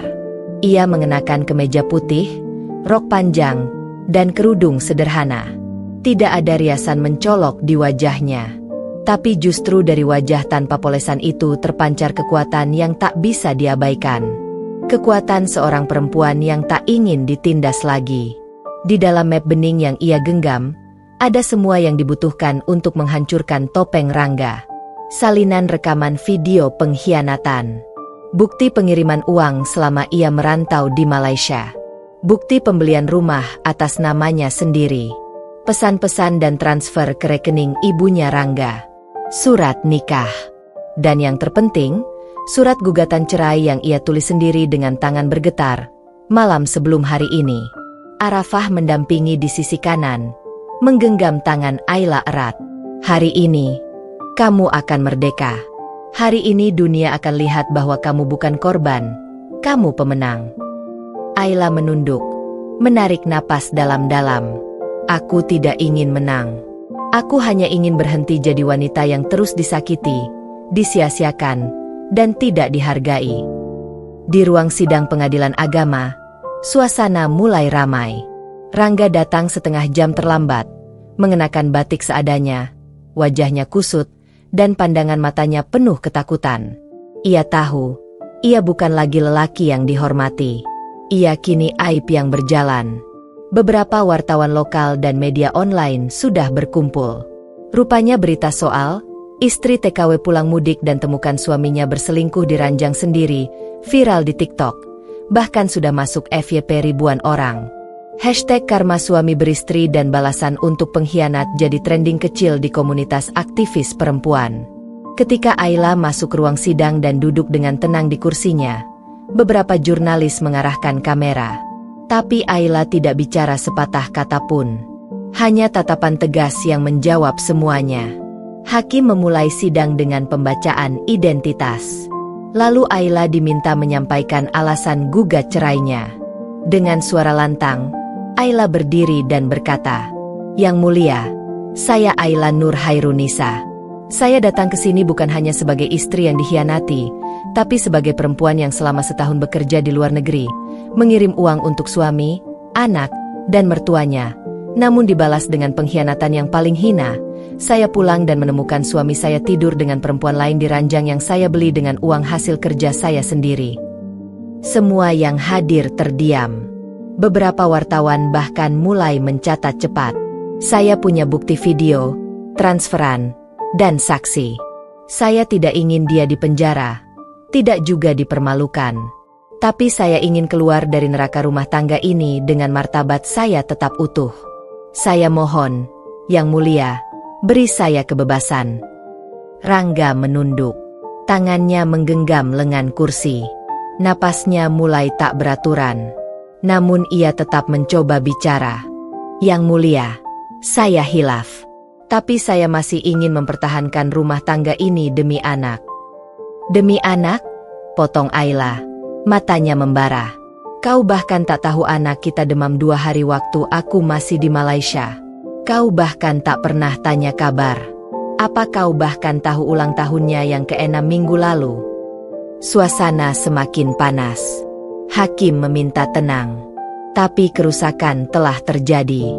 Di mata hukum, Ayla telah menang telak. Bahkan pihak pengadilan memberi rekomendasi kuat untuk pemutusan status pernikahan secepat mungkin karena adanya bukti rekaman perselingkuhan. Saat sidang selesai, Ayla keluar dari ruang pengadilan. Wartawan mulai mengerubungi. Tapi Ayla tak berkata apa-apa, hanya berjalan keluar gedung dengan kepala tegak. Namun, baru beberapa meter dari gerbang, suara raungan mesin terdengar dari langit. Sebuah jet pribadi putih melintas rendah dan mendarat di landasan kecil dekat lapangan di sebelah pengadilan. Semua mata tertuju ke arah pesawat itu. Tak lama, 2 pria berbadan tegap berpakaian formal berjalan cepat menghampiri Ayla dan membuka payung hitam untuk menaunginya. "Ayla Nur Hairunisa?" tanya pria tinggi dengan jas abu-abu. Ayla mengangguk bingung. "Saya perwakilan dari Tuan Richard Lim. Beliau pemilik perusahaan tempat Anda bekerja di Malaysia. Setelah tahu apa yang terjadi pada Anda, beliau meminta kami menjemput Anda secara pribadi untuk kembali bekerja sebagai manajer regional Asia Tenggara. Dengan gaji 3 kali lipat, dan rumah dinas di Kuala Lumpur." Sontak semua orang di sana terpana. Wartawan mulai berteriak-teriak, mengambil gambar. Rangga yang masih berdiri di gerbang pengadilan hanya bisa menatap dengan wajah pucat. Dunia seperti berputar baginya. Istri yang ia hianati, wanita yang ia remehkan, ibu dari anaknya yang ia lupakan, kini dijemput oleh jet pribadi, di depan mata ratusan orang, di pengadilan tempat dia dipermalukan habis-habisan. Saat Ayla berjalan menuju pesawat, langkahnya mantap, angin berhembus lembut, dan rambut anaknya berkibar di pelukan Arafah. Sebelum menaiki tangga jet, Ayla menoleh ke belakang, ke arah Rangga yang berdiri terpaku. "Lihat baik-baik," bisiknya dalam hati. Inilah akhir dari lelaki yang mengkhianati perempuan yang mencintainya tulus. Pintu pesawat tertutup, mesin menderu, dan jet itu lepas landas, membawa Ayla menjauh dari segala luka, menuju hidup yang baru, bebas, dan penuh harga diri. Hanya berselang 2 hari setelah jet pribadi menjemput Ayla dari pelataran kantor pengadilan agama, dunia maya meledak kembali. Sebuah video berdurasi 3 menit 12 detik tersebar di TikTok, Instagram, dan Facebook, dibagikan ulang ribuan kali. Bukan sekadar potongan sidang atau detik-detik jet mendarat, melainkan rekaman kamera tersembunyi di dalam rumah Ayla. Video kedua yang belum pernah Ayla tunjukkan di pengadilan, disimpan untuk satu alasan, pembalasan reputasi. Di video itu terlihat jelas, Rangga membuka pintu rumah yang masih dihiasi stiker. Rumah ini dibeli dari hasil keringat seorang istri. Ia tampak menggandeng seorang perempuan muda dengan tank top merah menyala. Tertawa, bercanda, lalu membawa wanita itu ke kamar. Tanpa malu, tanpa dosa. Di kasur yang sama tempat Ayla dulu memeluk anaknya setiap malam. Di kamar yang dulu ia bersihkan sambil menangis karena rindu suami yang tak pernah mengabari. Suara perempuan itu terdengar jelas, mencibir. "Emang istrimu nggak pernah pulang ya, Mas? Asik dong, rumah kayak gini kosong terus." "Ah, dia kerja di luar negeri tuh. Cuma bisa kirim duit, tapi kasur dingin," jawab Rangga sambil terkekeh. Tawa mereka menyayat hati siapapun yang menonton. Tapi yang paling menyakitkan, video itu diambil seminggu sebelum Ayla pulang mudik. Komentar netizen pun membanjiri setiap unggahan.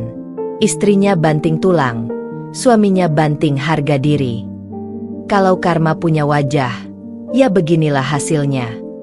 Perempuan kuat itu bukan yang sabar diselingkuhi, tapi yang berani bangkit dan pergi. Dan seperti domino, kehancuran keluarga Rangga dimulai dari sana. Mertua Ayla, Bu Murni, kehilangan muka total. Ibu yang dulu menghina Ayla karena dianggap terlalu ambisius dan kebarat-baratan, kini jadi sasaran hujatan publik. Video lawas berisi omelannya pada Ayla, rekaman CCTV rumah saat ia memaki Ayla karena tak segera pulang saat anaknya demam, ikut tersebar, memperlihatkan betapa tidak berperasaannya dia pada menantu yang sedang bekerja di negeri orang. Bu Murni tidak kuat menahan tekanan sosial. Warung kecil miliknya sepi, tetangga tak lagi sudi menyapa. Anak-anak muda iseng menyemprotkan tulisan di tembok warung. Dididik mertua jadi pengkhianat. Sementara itu, adik-adik Rangga yang dulu ikut menikmati uang kiriman Ayla tanpa tahu malu, kini kehilangan pekerjaan. Perusahaan tempat mereka bekerja tak ingin dikaitkan dengan skandal moral yang menyebar luas.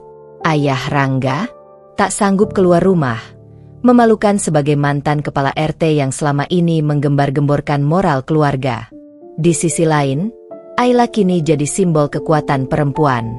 Ia tampil di podcast feminis Malaysia, diwawancarai oleh media internasional, dan dilamar jadi juru bicara kampanye nasional anti KDRT dan kesetaraan rumah tangga. Namun Ayla tak pernah muncul dengan wajah penuh dendam. Dalam wawancara pertama yang ia lakukan di KL, ia hanya berkata satu kalimat yang membuat jutaan wanita bangkit. "Cinta yang sejati tak akan menyakitimu. Jika dia menyakitimu, maka itu bukan cinta. Itu belenggu." Kembali ke Indonesia, Rangga makin terpuruk.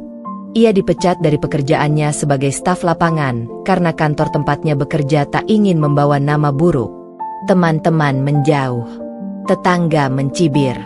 Ia kini tinggal di rumah orang tuanya yang sudah dijual sebagian lahannya untuk membayar utang akibat pesta bersama selingkuhannya. Suatu malam, ia berjalan di trotoar usang depan rumah kontrakan kecil, menatap kosong ke langit. Tangannya menggenggam foto lama, foto Ayla dan anak mereka yang dulu selalu ia remehkan. Matanya sembab, tapi bukan karena rindu, melainkan karena penyesalan yang datang terlambat dan tak termaafkan. Ia mencoba menghubungi Ayla, tapi semua sudah terblokir. Bahkan Arafah pun tak menjawab pesan-pesannya. Sementara itu, Ayla berdiri di balkon apartemen dinasnya di Kuala Lumpur. Anak sematawayangnya tertidur pulas di kasur empuk, memeluk boneka yang dulu dikirim Ayla saat di pabrik. Ia menatap langit malam, lalu tersenyum. Dalam hati, ia berbisik, "Dulu aku ditampar, dijatuhkan, dihina. Tapi sekarang, aku adalah bukti bahwa luka bisa jadi tangga menuju langit." Dan langit malam itu tak pernah terlihat secerah itu sebelumnya. Langit malam tak lagi bersahabat bagi keluarga Rangga. Bukan karena badai atau hujan deras, tapi karena badai sesungguhnya kini bertiup dari dalam rumah itu sendiri. Sejak video perselingkuhan Rangga tersebar dan aib keluarga mencuat kemana-mana, keadaan rumah yang dulunya dipenuhi cemooh untuk Ayla kini menjadi ladang pertengkaran tiada henti. Di ruang tengah yang pengap, di mana dulu Ayla sering duduk bersimpuh sambil menyuapi anaknya dan memijat kaki mertuanya, kini jadi tempat sumpah serapah antar anggota keluarga. Bu Murni, yang dulu paling vokal merendahkan Ayla, kini jadi sasaran kemarahan suaminya. "Kamu tuh ibu macam apa? Dulu Ayla kerja banting tulang, kamu maki-maki dia tiap hari. Sekarang, lihat, semua hancur. Anak kita jadi bahan hinaan satu Indonesia." Pak Tamin, ayah Rangga, melempar gelas ke dinding. Pecah. Sama seperti harga diri yang tak bisa mereka pungut lagi. Bu Murni hanya terdiam, matanya bengkak, tak karena menyesal tapi karena lelah disalahkan. Namun puncaknya bukan itu.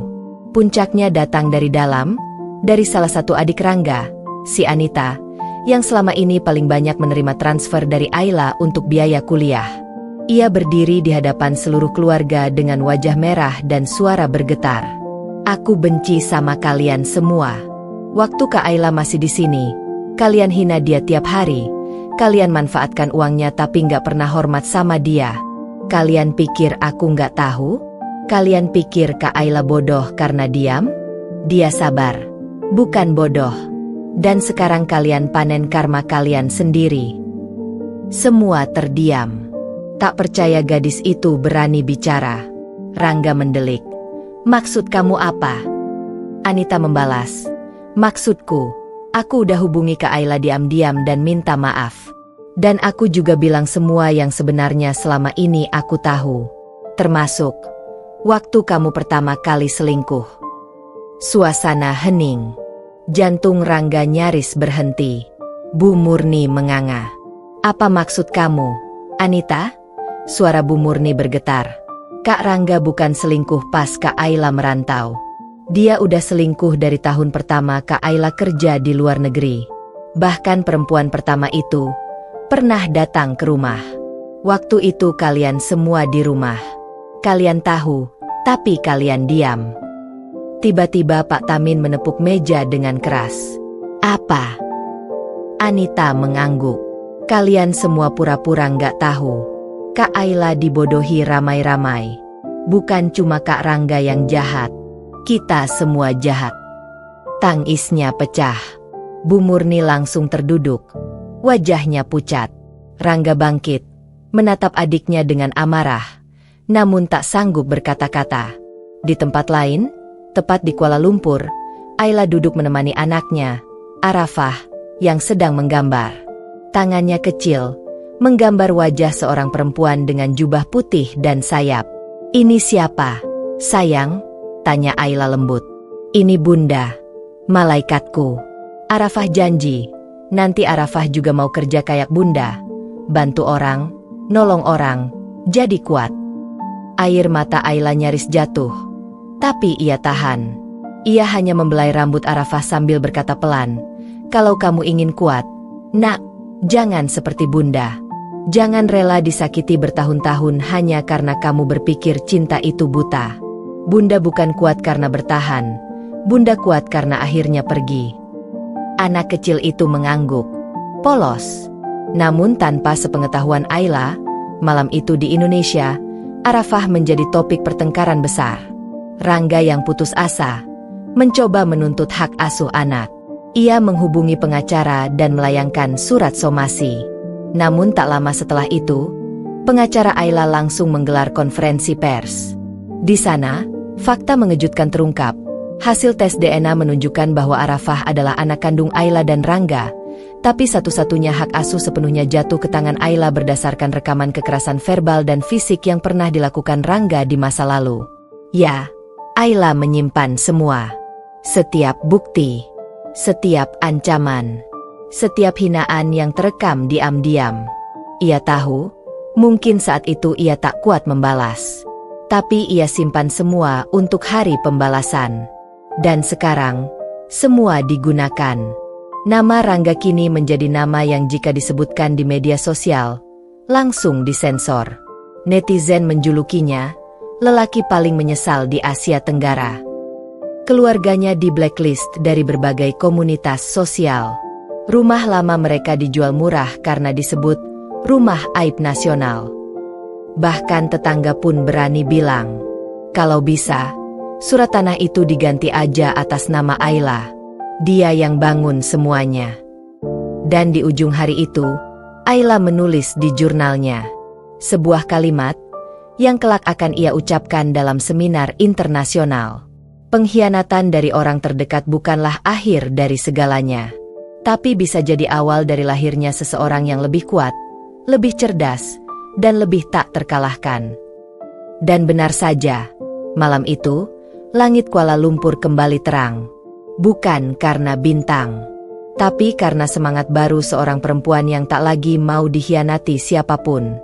Pagi itu suasana rumah tua keluarga Rangga lebih sunyi dari biasanya. Bukan karena damai, tapi karena tekanan yang mencekik semua penghuninya. Telepon rumah tak berhenti berdering. Bukan kabar baik, bukan ucapan selamat Idul Fitri, bukan panggilan dari kerabat dekat. Yang masuk hanya umpatan, makian, atau pesan dari pihak bank dan pengacara. Rumah yang dulu dibangun atas jerih payah Ayla dan selalu mereka rendahkan, kini berada di ambang disita karena pinjaman Rangga yang macet dan reputasi keluarga yang hancur total.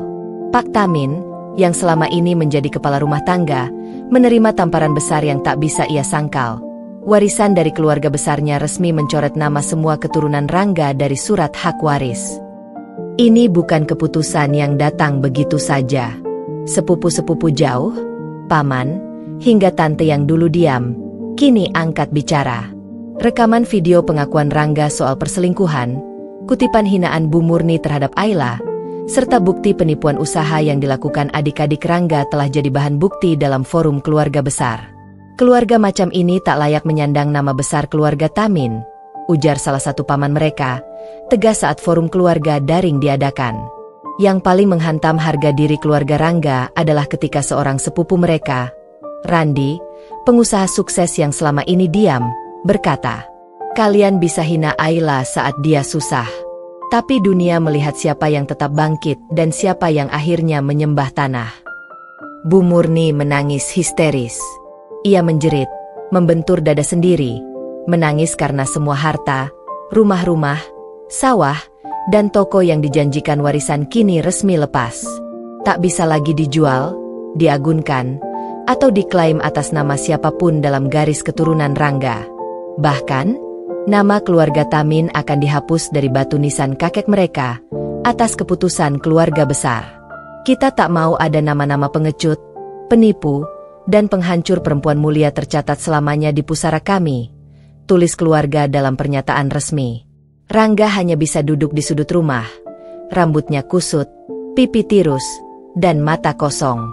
Sejak Ayla menolak kembali dan semua publik tahu aibnya, tak ada satupun teman yang menyapa. Teman kuliah memblokir, rekan kerja memutuskan kontak, bahkan mantan selingkuhan yang pernah ia banggakan kabur membawa utangnya. Satu persatu lapisan ego dan martabatnya dikuliti oleh kehidupan, perlahan dan menyakitkan. Sementara itu, di seberang lautan, Ayla diundang menjadi pembicara tamu di acara TV nasional Malaysia, Inspirasi Wanita Dunia. Dalam tayangan itu, Ayla tak menyebut nama siapapun, tapi publik tahu siapa yang ia maksud. Dengan tenang, ia berkata, "Ada masa dalam hidup saya, di mana setiap hari saya dianggap tak layak, tak cukup baik, dan tak pantas dihargai. Tapi Tuhan tidak tidur. Dia hanya menunggu waktu terbaik untuk menunjukkan siapa yang benar-benar kuat, dan siapa yang hanya jago menyiksa dalam diam." Ayla hanya mengenakan baju sederhana dan jilbab abu-abu, namun aura keteguhannya memancar begitu kuat, membuat jutaan perempuan menangis saat menontonnya. Klip video itu viral. Ditonton lebih dari 30 juta kali dalam 48 jam. Dan di kolom komentar, ribuan perempuan lain membagikan kisah mirip tentang pengkhianatan, penderitaan, dan bagaimana mereka ingin sekuat Ayla. Sementara itu, Anita, adik Rangga yang kini tak tinggal serumah lagi, memutuskan membuat video pengakuan publik. Dalam video berdurasi 17 menit itu, ia mengungkap semua. Bagaimana Ayla dilarang tidur di kamar saat hamil.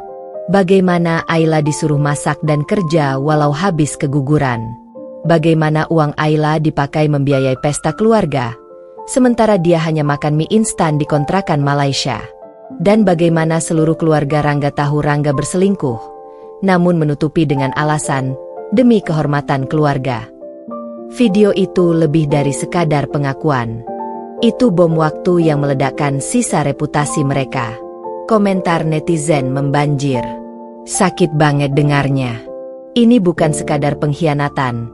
Ini penyiksaan sistematis. Ayla bukan hanya selamat, tapi dia menang telak. Dan keluarga Rangga dihancurkan oleh tangan mereka sendiri. Karma nggak buta. Dia datang tepat waktu dan sangat telak." Dan benar saja. 2 hari setelah video Anita viral, pihak kepolisian datang ke rumah Rangga atas laporan penipuan bisnis. Satu demi satu, kejahatan yang selama ini ditutupi keluarga itu terbongkar. Ibarat kotak Pandora, semuanya keluar. Penggelapan dana, manipulasi pajak, hingga laporan KDRT dari Ayla yang dulu diabaikan kini dibuka ulang karena tekanan publik. Di akhir bab ini, Rangga duduk sendirian di bawah tangga rumah. Pakaiannya lusuh. Ponselnya tak lagi hidup. Tak ada yang menelepon, kecuali notifikasi bank soal cicilan yang gagal. Ia memandang jauh keluar jendela, berharap ada keajaiban. Tapi tak ada. Yang ada hanya suara tetangga yang lewat sambil berbisik. Itu Rangga, laki-laki yang menghancurkan wanita paling mulia yang pernah mereka miliki dan kehilangan segalanya karena kesombongannya sendiri. Dan untuk pertama kalinya dalam hidupnya, Rangga menangis. Bukan karena malu, tapi karena ia akhirnya sadar, semuanya telah terlambat. Dini hari itu sunyi. Angin berdesir pelan menelusup celah-celah jendela rumah tua yang catnya mulai mengelupas. Rumah yang dulu pernah menjadi saksi bisu bagaimana Ayla dihina, diperlakukan sebagai pembantu tanpa bayaran, dan dijadikan pelampiasan ego oleh keluarga yang merasa dirinya paling mulia. Kini, rumah itu tak lagi berisi canda tawa penuh kepalsuan, melainkan isak tertahan, penyesalan yang menggumpal, dan kehampaan yang nyaris menyerupai kematian perlahan. Bu Murni duduk di kursi goyang dengan mata merah bengkak, menatap kosong ke depan. Matanya yang dulu sinis, tajam menghakimi Ayla, kini hanya menyimpan bayangan-bayangan masa lalu yang terus menghantam pikirannya. Semua yang dulu dia banggakan, kekuasaan atas Ayla, kontrol atas rumah tangga anaknya, sudah menjadi racun yang menghancurkan martabat mereka. Di kamarnya, Rangga tak lagi tidur dengan nyaman di kasur empuk. Ia tergolek di lantai dingin, ditemani tumpukan tagihan dan surat peringatan dari kantor hukum. Semua aset yang dulu ditumpuk dengan kebohongan dan manipulasi kini satu persatu digugat, disita, ditarik kembali. Ia sudah kehilangan pekerjaan, sudah masuk daftar hitam investor dan perusahaan, dan lebih menyakitkan lagi, ia kehilangan anaknya. Ya, anaknya, satu-satunya buah hatinya dengan Ayla, kini tak lagi memanggilnya ayah dengan senyum yang sama. Putri kecil mereka, Naila, yang dulu sering ia abaikan demi wanita lain, kini tumbuh bersama Ayla di negeri seberang. Naila kini berbicara dalam 3 bahasa, berani berdiri di atas panggung anak-anak internasional, dan selalu mengenakan kalung kecil pemberian Ayla, kalung dengan inisial MA, singkatan dari Mama Ayla. Dalam wawancara dengan sebuah kanal YouTube anak-anak, saat ditanya siapa pahlawan dalam hidupnya, Naila tanpa ragu menjawab, Mama. Karena Mama nggak pernah ninggalin aku, walau Papa pernah tinggalkan Mama demi wanita lain. Jawaban itu, yang disampaikan Naila dengan polos, menjadi pukulan telak bagi Rangga yang menonton dari layar usang ponsel milik adiknya. Ia menggigit bibirnya, menahan air mata yang akhirnya tak bisa dibendung. Ia tak lagi punya kesempatan. Ayla telah memenangkan semuanya, bukan hanya martabatnya kembali, tapi juga cinta dan kepercayaan anak mereka, yang kini tak mengenalnya sebagai sosok ayah lagi, tapi hanya sebagai bayangan buram dari masa lalu ibunya. Bu Murni mencoba menghubungi Ayla. Beberapa kali ia mengirim pesan WhatsApp, namun tak satu pun dibalas. Terakhir, Ayla hanya membalas dengan kalimat pendek namun sangat menghancurkan. Doa saya, semoga ibu benar-benar belajar mengenal kata maaf dan hormat. Bukan untuk saya, tapi untuk diri ibu sendiri. Bu Murni melempar ponsel itu ke lantai.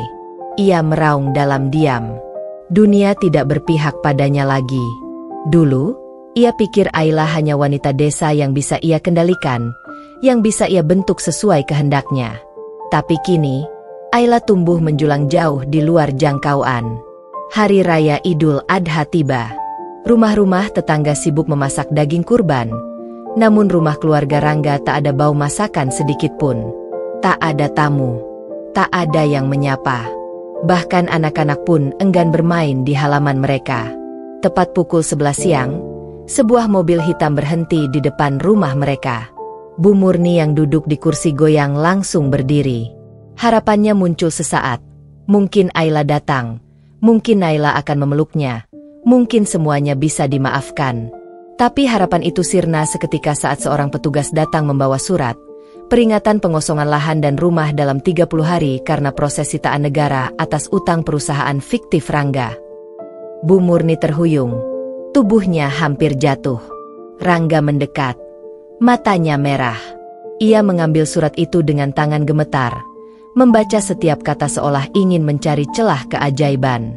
Tapi tidak ada. Rumah ini akan diambil. Harta terakhir mereka akan hilang. Dan satu-satunya tempat yang dulu jadi tempat Ayla mereka hina, kini berubah menjadi tempat terakhir mereka meratap. Sementara itu, di rumah kecil berteras kayu di Malaysia, Ayla duduk di atas sajadah, memeluk Naila yang tertidur usai sholat. Senyum tipis tergambar di wajahnya. Hatinya tenang. Tidak karena balas dendam, tapi karena keadilan akhirnya menemukan jalannya sendiri. Ia tak pernah berniat menghancurkan siapapun. Tapi ia tahu betul, saat seorang wanita dizalimi, direndahkan, dan ditindas dalam diam, maka semesta akan mencatat semuanya, dan akan datang hari di mana kebenaran menjadi cahaya yang menyilaukan, dan para pendusta terbakar dalam terangnya. Dan kini, Ayla hanya ingin fokus menjadi ibu terbaik untuk anaknya, tanpa luka, tanpa trauma, dan tanpa harus kembali melihat rumah masa lalunya yang kini menjadi sarang penyesalan. 3 tahun setelah kepulangannya yang pertama berujung luka, Ayla kembali ke tanah kelahirannya. Tapi kali ini ia tidak lagi pulang sebagai wanita yang memikul beban dan rasa sakit. Ia pulang sebagai perempuan yang telah sembuh, teguh, dan berdiri utuh di atas kakinya sendiri. Wajahnya tak lagi murung, langkahnya tak lagi ragu, dan tatapannya tak lagi memohon keadilan dari mereka yang dulu membungkamnya. Ia pulang bukan untuk siapapun.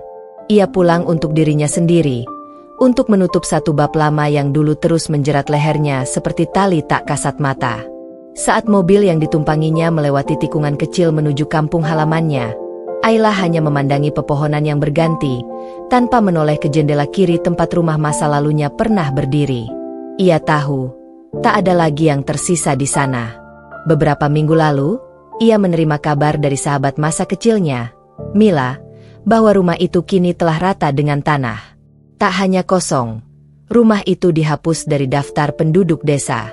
Tak ada lagi keluarga murni. Tak ada lagi Rangga. Nama mereka tak lagi tercantum di papan RT. Bahkan ketua RW pun berkata tegas, "Kami tak lagi kenal keluarga itu." Rumor di desa menyebar cepat. Setelah disita negara, rumah itu sempat kosong bertahun-tahun, dihuni debu dan tikus, sebelum akhirnya dibeli oleh pengusaha baru yang merobohkannya dan mengganti dengan kios modern. Tidak ada satupun tetangga yang mau menampung Rangga atau ibunya saat penggusuran terjadi. Semuanya memilih tutup pintu. Mereka bukan sekadar dijatuhkan oleh hukum, mereka dilenyapkan oleh waktu dan dilupakan oleh lingkungan. Karma tak hanya menampar, ia menghapus.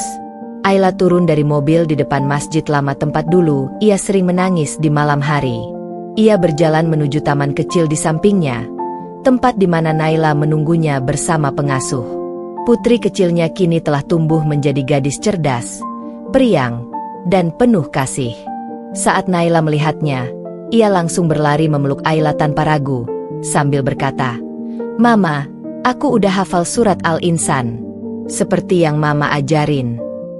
Ayla tersenyum dan mengusap kepala anaknya. Itu surat yang sangat indah, sayang, tentang manusia yang diberi pilihan, apakah ingin bersyukur atau kufur. Ia menatap wajah Naila dalam-dalam, seolah melihat versi kecil dirinya yang telah dibebaskan dari rantai masa lalu. Saat warga desa mulai berdatangan, mereka semua kaget melihat kedatangan Ayla. Tapi kali ini, tak ada lagi cibiran. Tak ada lagi mata sinis. Justru mereka menyambutnya dengan pelukan hangat, dengan tanya penuh rasa hormat. "Apa kabar, Ayla? Kami dengar ibu kerja di luar negeri dan sukses. Maafkan kami dulu tidak bisa membelamu." Tapi Ayla hanya tersenyum. Tidak ada dendam yang tersisa. Karena bagi Ayla, balas dendam terbaik adalah hidup damai tanpa luka. Ia melewati depan bekas rumah lamanya, sekarang sebuah minimarket modern berdinding kaca. Tidak ada emosi tersisa dalam dadanya. Tidak ada keinginan untuk menoleh, karena ia tak lagi hidup di masa lalu. Ia berjalan lurus, menuntun anaknya, meninggalkan semuanya di belakang seperti lembaran buku yang selesai dibaca. Saat senja turun, Ayla duduk di atas bukit kecil di tepi desa, memandangi matahari perlahan menghilang di balik cakrawala. Ia menghembuskan napas panjang dan menatap Naila yang tertidur di pangkuannya. Di dalam hatinya, ia tahu, inilah akhir dari semua rasa sakit. Bukan balas dendam yang menguatkan Ayla, tapi pilihan untuk bangkit, untuk tidak mengemis belas kasihan, dan untuk memeluk dirinya sendiri dengan utuh.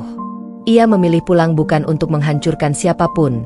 Ia hanya ingin memastikan bahwa dirinya benar-benar telah pergi dari masa lalu dan tak pernah ingin kembali. Gedung itu menjulang megah di pusat kota Jakarta, dikelilingi taman vertikal dan gerbang otomatis dengan sistem keamanan mutakhir. Hari itu, ruangan lantai 25 dipenuhi para eksekutif dari berbagai negara. Mereka berkumpul bukan hanya untuk rapat, tapi untuk menyambut sosok yang akan resmi dilantik sebagai Direktur Regional Asia Pasifik, sebuah posisi prestisius yang hanya bisa diraih oleh sedikit orang dalam sejarah perusahaan. Di balik pintu kaca buram yang perlahan terbuka, melangkah seorang wanita dengan jas krem elegan, sepatu hak tinggi berwarna coklat gelap, dan senyum tenang namun berwibawa. Dialah Ayla Pramesti, wanita yang dulu dituduh murahan, ditinggal suami, dan dicampakkan oleh kampung halamannya. Ruangan langsung berdiri. Tepuk tangan menggema. Kamera pers membidiknya dari berbagai sudut. Ayla hanya tersenyum kecil, sopan namun tegas. Di hadapan semua, ia berdiri tak hanya sebagai pemimpin baru, tapi sebagai simbol kekuatan perempuan yang bangkit dari reruntuhan pengkhianatan. Ayla Pramesti bukan hanya memenuhi kriteria. Dia melampaui ekspektasi, ujar CEO dari London dalam sambutannya. Dalam 5 tahun terakhir, dia meningkatkan profit hingga 300% di regional Timur Tengah dan Asia Tenggara. Seorang pekerja keras, seorang pemikir tajam, dan seorang ibu yang luar biasa. Tak ada satupun dari mereka tahu bahwa wanita elegan di depan mereka pernah tidur di lantai terminal bandara dengan baju basah kuyup, menangis dalam diam karena ditinggalkan suami yang berselingkuh saat ia merantau untuk sesuap nasi. Tak ada yang tahu bahwa dia dulu dianggap tak berguna, hanya karena tak berkulit putih dan berpendidikan rendah. Tapi sekarang, dunia berdiri untuknya. Sementara itu, jauh dari gedung pencakar langit dan sorotan media, di sebuah warung kopi pinggir jalan yang berdebu, seorang pria parubaya dengan jaket lusuh dan helm retak duduk menghadap jalan. Tangan kanannya memegang HP tua, mencoba mencari orderan dari aplikasi ojek online. Tak ada pelanggan, tak ada suara notifikasi, hanya bayangan masa lalu yang terus memburu pikirannya. Itulah Rangga, dulu suami Ayla yang berselingkuh, kini hidup tanpa arah. Setelah rumahnya disita, ibunya meninggal dalam depresi berat, dan keluarga besarnya tercerai-berai. Tak ada yang mau mengakuinya lagi. Nama keluarganya dicoret dari daftar penduduk desa. Ijazahnya terbakar saat penggusuran, KTP-nya kedaluarsa, dan semua koneksi kerjanya musnah setelah terbukti melakukan kekerasan rumah tangga. Kini, ia hanya bisa berharap belas kasihan dari aplikasi. Tapi dengan rating 21 dan laporan pelanggan yang menumpuk, akun ojolnya hampir ditutup. Ia melirik layar HP, dan terhenti ketika melihat nama Ayla terpampang di layar berita. Ayla Pramesti resmi jadi Direktur Asia Pasifik, wanita inspiratif dari latar belakang buruh migran. Rangga tersenyum miris. Tangannya gemetar. Ia mematikan layar, menghela napas panjang, dan menunduk. Dalam hati ia bertanya, kalau waktu bisa diputar, apakah aku akan tetap menyakiti wanita itu? Apakah semua hinaan yang dulu kulontarkan padanya kini kembali untuk menampar wajahku sendiri? Ia tahu jawabannya, dan itu menyakitkan. Di malam hari, Ayla duduk di balkon apartemennya di Singapura, memandangi foto Naila yang sedang tertidur di kamarnya. Di tangannya, terselip amplop dari kantor, berisi tawaran investasi pribadi dan proposal beasiswa dari beberapa lembaga luar negeri atas namanya. Tapi Ayla tak terlalu peduli dengan itu. Baginya, keberhasilannya bukan soal titel atau uang. Bukan soal membalas Rangga atau keluarganya. Tapi soal membuktikan kepada diri sendiri bahwa ia bisa berdiri tanpa topangan siapapun. Ayla menulis jurnalnya malam itu. Aku pernah dikira tak bisa hidup tanpamu, Rangga. Tapi lihatlah sekarang. Bahkan nafasku pun tak pernah sesak tanpa kehadiranmu lagi. 14 tahun telah berlalu sejak Ayla pertama kali meninggalkan desanya dengan hati hancur, tubuh lelah, dan jiwa yang hampir mati karena pengkhianatan suaminya. Dulu, ia hanya membawa satu tas berisi pakaian murah, paspor kerja, dan foto putrinya yang masih bayi. Kini, ia kembali, tapi bukan sebagai istri yang terluka atau wanita yang ditertawakan. Ia pulang sebagai pendiri Yayasan Pelita Ibu, organisasi multinasional yang membela hak-hak perempuan tertindas, janda korban KDRT, dan pekerja migran yang terlantar di luar negeri. Deru mobil hitam dengan plat kedutaan asing berhenti tepat di depan balai desa yang dulu menjadi tempat para tetua kampung mencaci maki Ayla. Warga berkumpul, wajah-wajah tua yang dulu memfitnahnya kini penuh penyesalan. Kamera wartawan lokal dan media nasional berderet di sepanjang jalan desa, menangkap setiap momen penuh haru, getir, dan simbol kebangkitan luar biasa. Ayla turun dari mobil dengan setelan berwarna putih gading, jilbabnya anggun menjuntai, dan langkahnya tegak. Tak ada kemarahan dalam matanya. Yang ada hanya ketenangan dan aura seorang pemimpin yang pernah dibenamkan hidup-hidup oleh lingkungannya sendiri, tapi kini berdiri, menatap mereka dengan kepala tegak. Selamat datang di kampung halaman, Bu Ayla. Suara kepala desa bergetar. Di belakangnya, puluhan warga, ibu-ibu yang dulu mencibir, para lelaki yang dulu tertawa saat Ayla diusir, dan pemuda-pemudi yang kini tumbuh dewasa, berdiri dalam formasi menyambutnya. Tapi Ayla tak menjawab. Ia hanya menatap mereka, lama, dan pelan-pelan membuka map coklat di tangannya. Ia menunjukkan sketsa bangunan besar, dan berbicara dengan suara pelan namun dalam. Saya akan membangun pusat pelatihan, tempat perlindungan, dan rumah aman untuk para janda dan ibu tunggal di desa ini. Tidak untuk kalian yang mencaci saya, tapi untuk generasi berikutnya, agar mereka tidak menjadi monster seperti kalian. Beberapa orang mulai menangis. Di barisan belakang, seorang wanita renta yang dulu adalah ibunda mertuanya, memeluk lututnya sendiri sambil terisak. Ampuni kami, Ayla. Kami buta dan sombong. Kami telah menghancurkanmu. Ayla melirik wanita itu sejenak. Tak ada dendam tersisa di matanya. Hanya kelelahan. Lalu ia berbalik menuju panggung mini yang telah disiapkan untuk peluncuran yayasan. Di sana, Naila, putrinya yang kini tumbuh menjadi gadis remaja, berdiri mendampingi ibunya, memperkenalkan visi besar mereka. Saya putri dari seorang pahlawan perempuan yang kalian buang, kata Naila. Suaranya lantang dan mengguncang hati semua yang hadir. Tapi saya berdiri di sini untuk mengangkat kepala para perempuan yang pernah ditundukkan, agar dunia tahu bahwa ibu saya tak pernah kalah. Tepuk tangan meledak. Tapi bukan dari warga desa. Itu datang dari para undangan internasional, pejabat kementerian, dan LSM asing yang hadir untuk menyaksikan peresmian pusat rehabilitasi perempuan pertama di wilayah itu. Kamera menyorot Ayla, yang kini memegang piagam penghargaan dari organisasi HAM PBB atas dedikasinya membela kaum perempuan. Sementara itu, dari balik pagar belakang desa, seorang pria dengan kaus kusam dan wajah lusuh memperhatikan diam-diam. Ia tak berani masuk. Lututnya gemetar. Air matanya tak berhenti menetes. Itulah Rangga, mantan suami Ayla, yang kini tak lagi memiliki hak untuk menyebut nama wanita itu. Ia ingin mendekat, ingin meminta maaf. Tapi tubuhnya terpaku. Hatinya tahu, ia bukan siapa-siapa lagi. Malam itu, Ayla berdiri di halaman rumah tua ibunya, yang kini telah direnovasi dan dijadikan rumah baca untuk anak-anak desa. Ia menatap langit yang dulu menjadi saksi tangisannya. Di tangannya, secangkir teh hangat. Di wajahnya, senyum damai. Ia tidak menang. Ia tidak kalah. Ia hanya pulang sebagai versi terbaik dari dirinya. Dulu kalian buang aku seperti sampah, bisiknya dalam hati.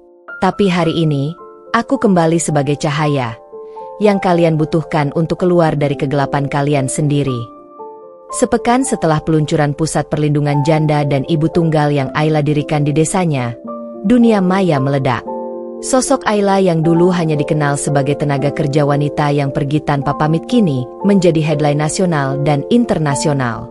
Foto-foto Ayla berdiri tegak mengenakan setelan elegan di tengah kerumunan warga desa yang dulu membuangnya tersebar luas di berbagai platform media sosial. Namun bukan hanya itu yang membuat publik terdiam, melainkan sosok pria yang selalu berada di sisinya, tersenyum lembut, dan menggenggam tangannya dengan hormat. Siapa pria itu? Tanya netizen. Apakah itu suaminya sekarang? Kenapa pria itu memandang Ayla seolah-olah dia satu-satunya wanita di dunia? Jawabannya segera ditemukan oleh para jurnalis investigatif.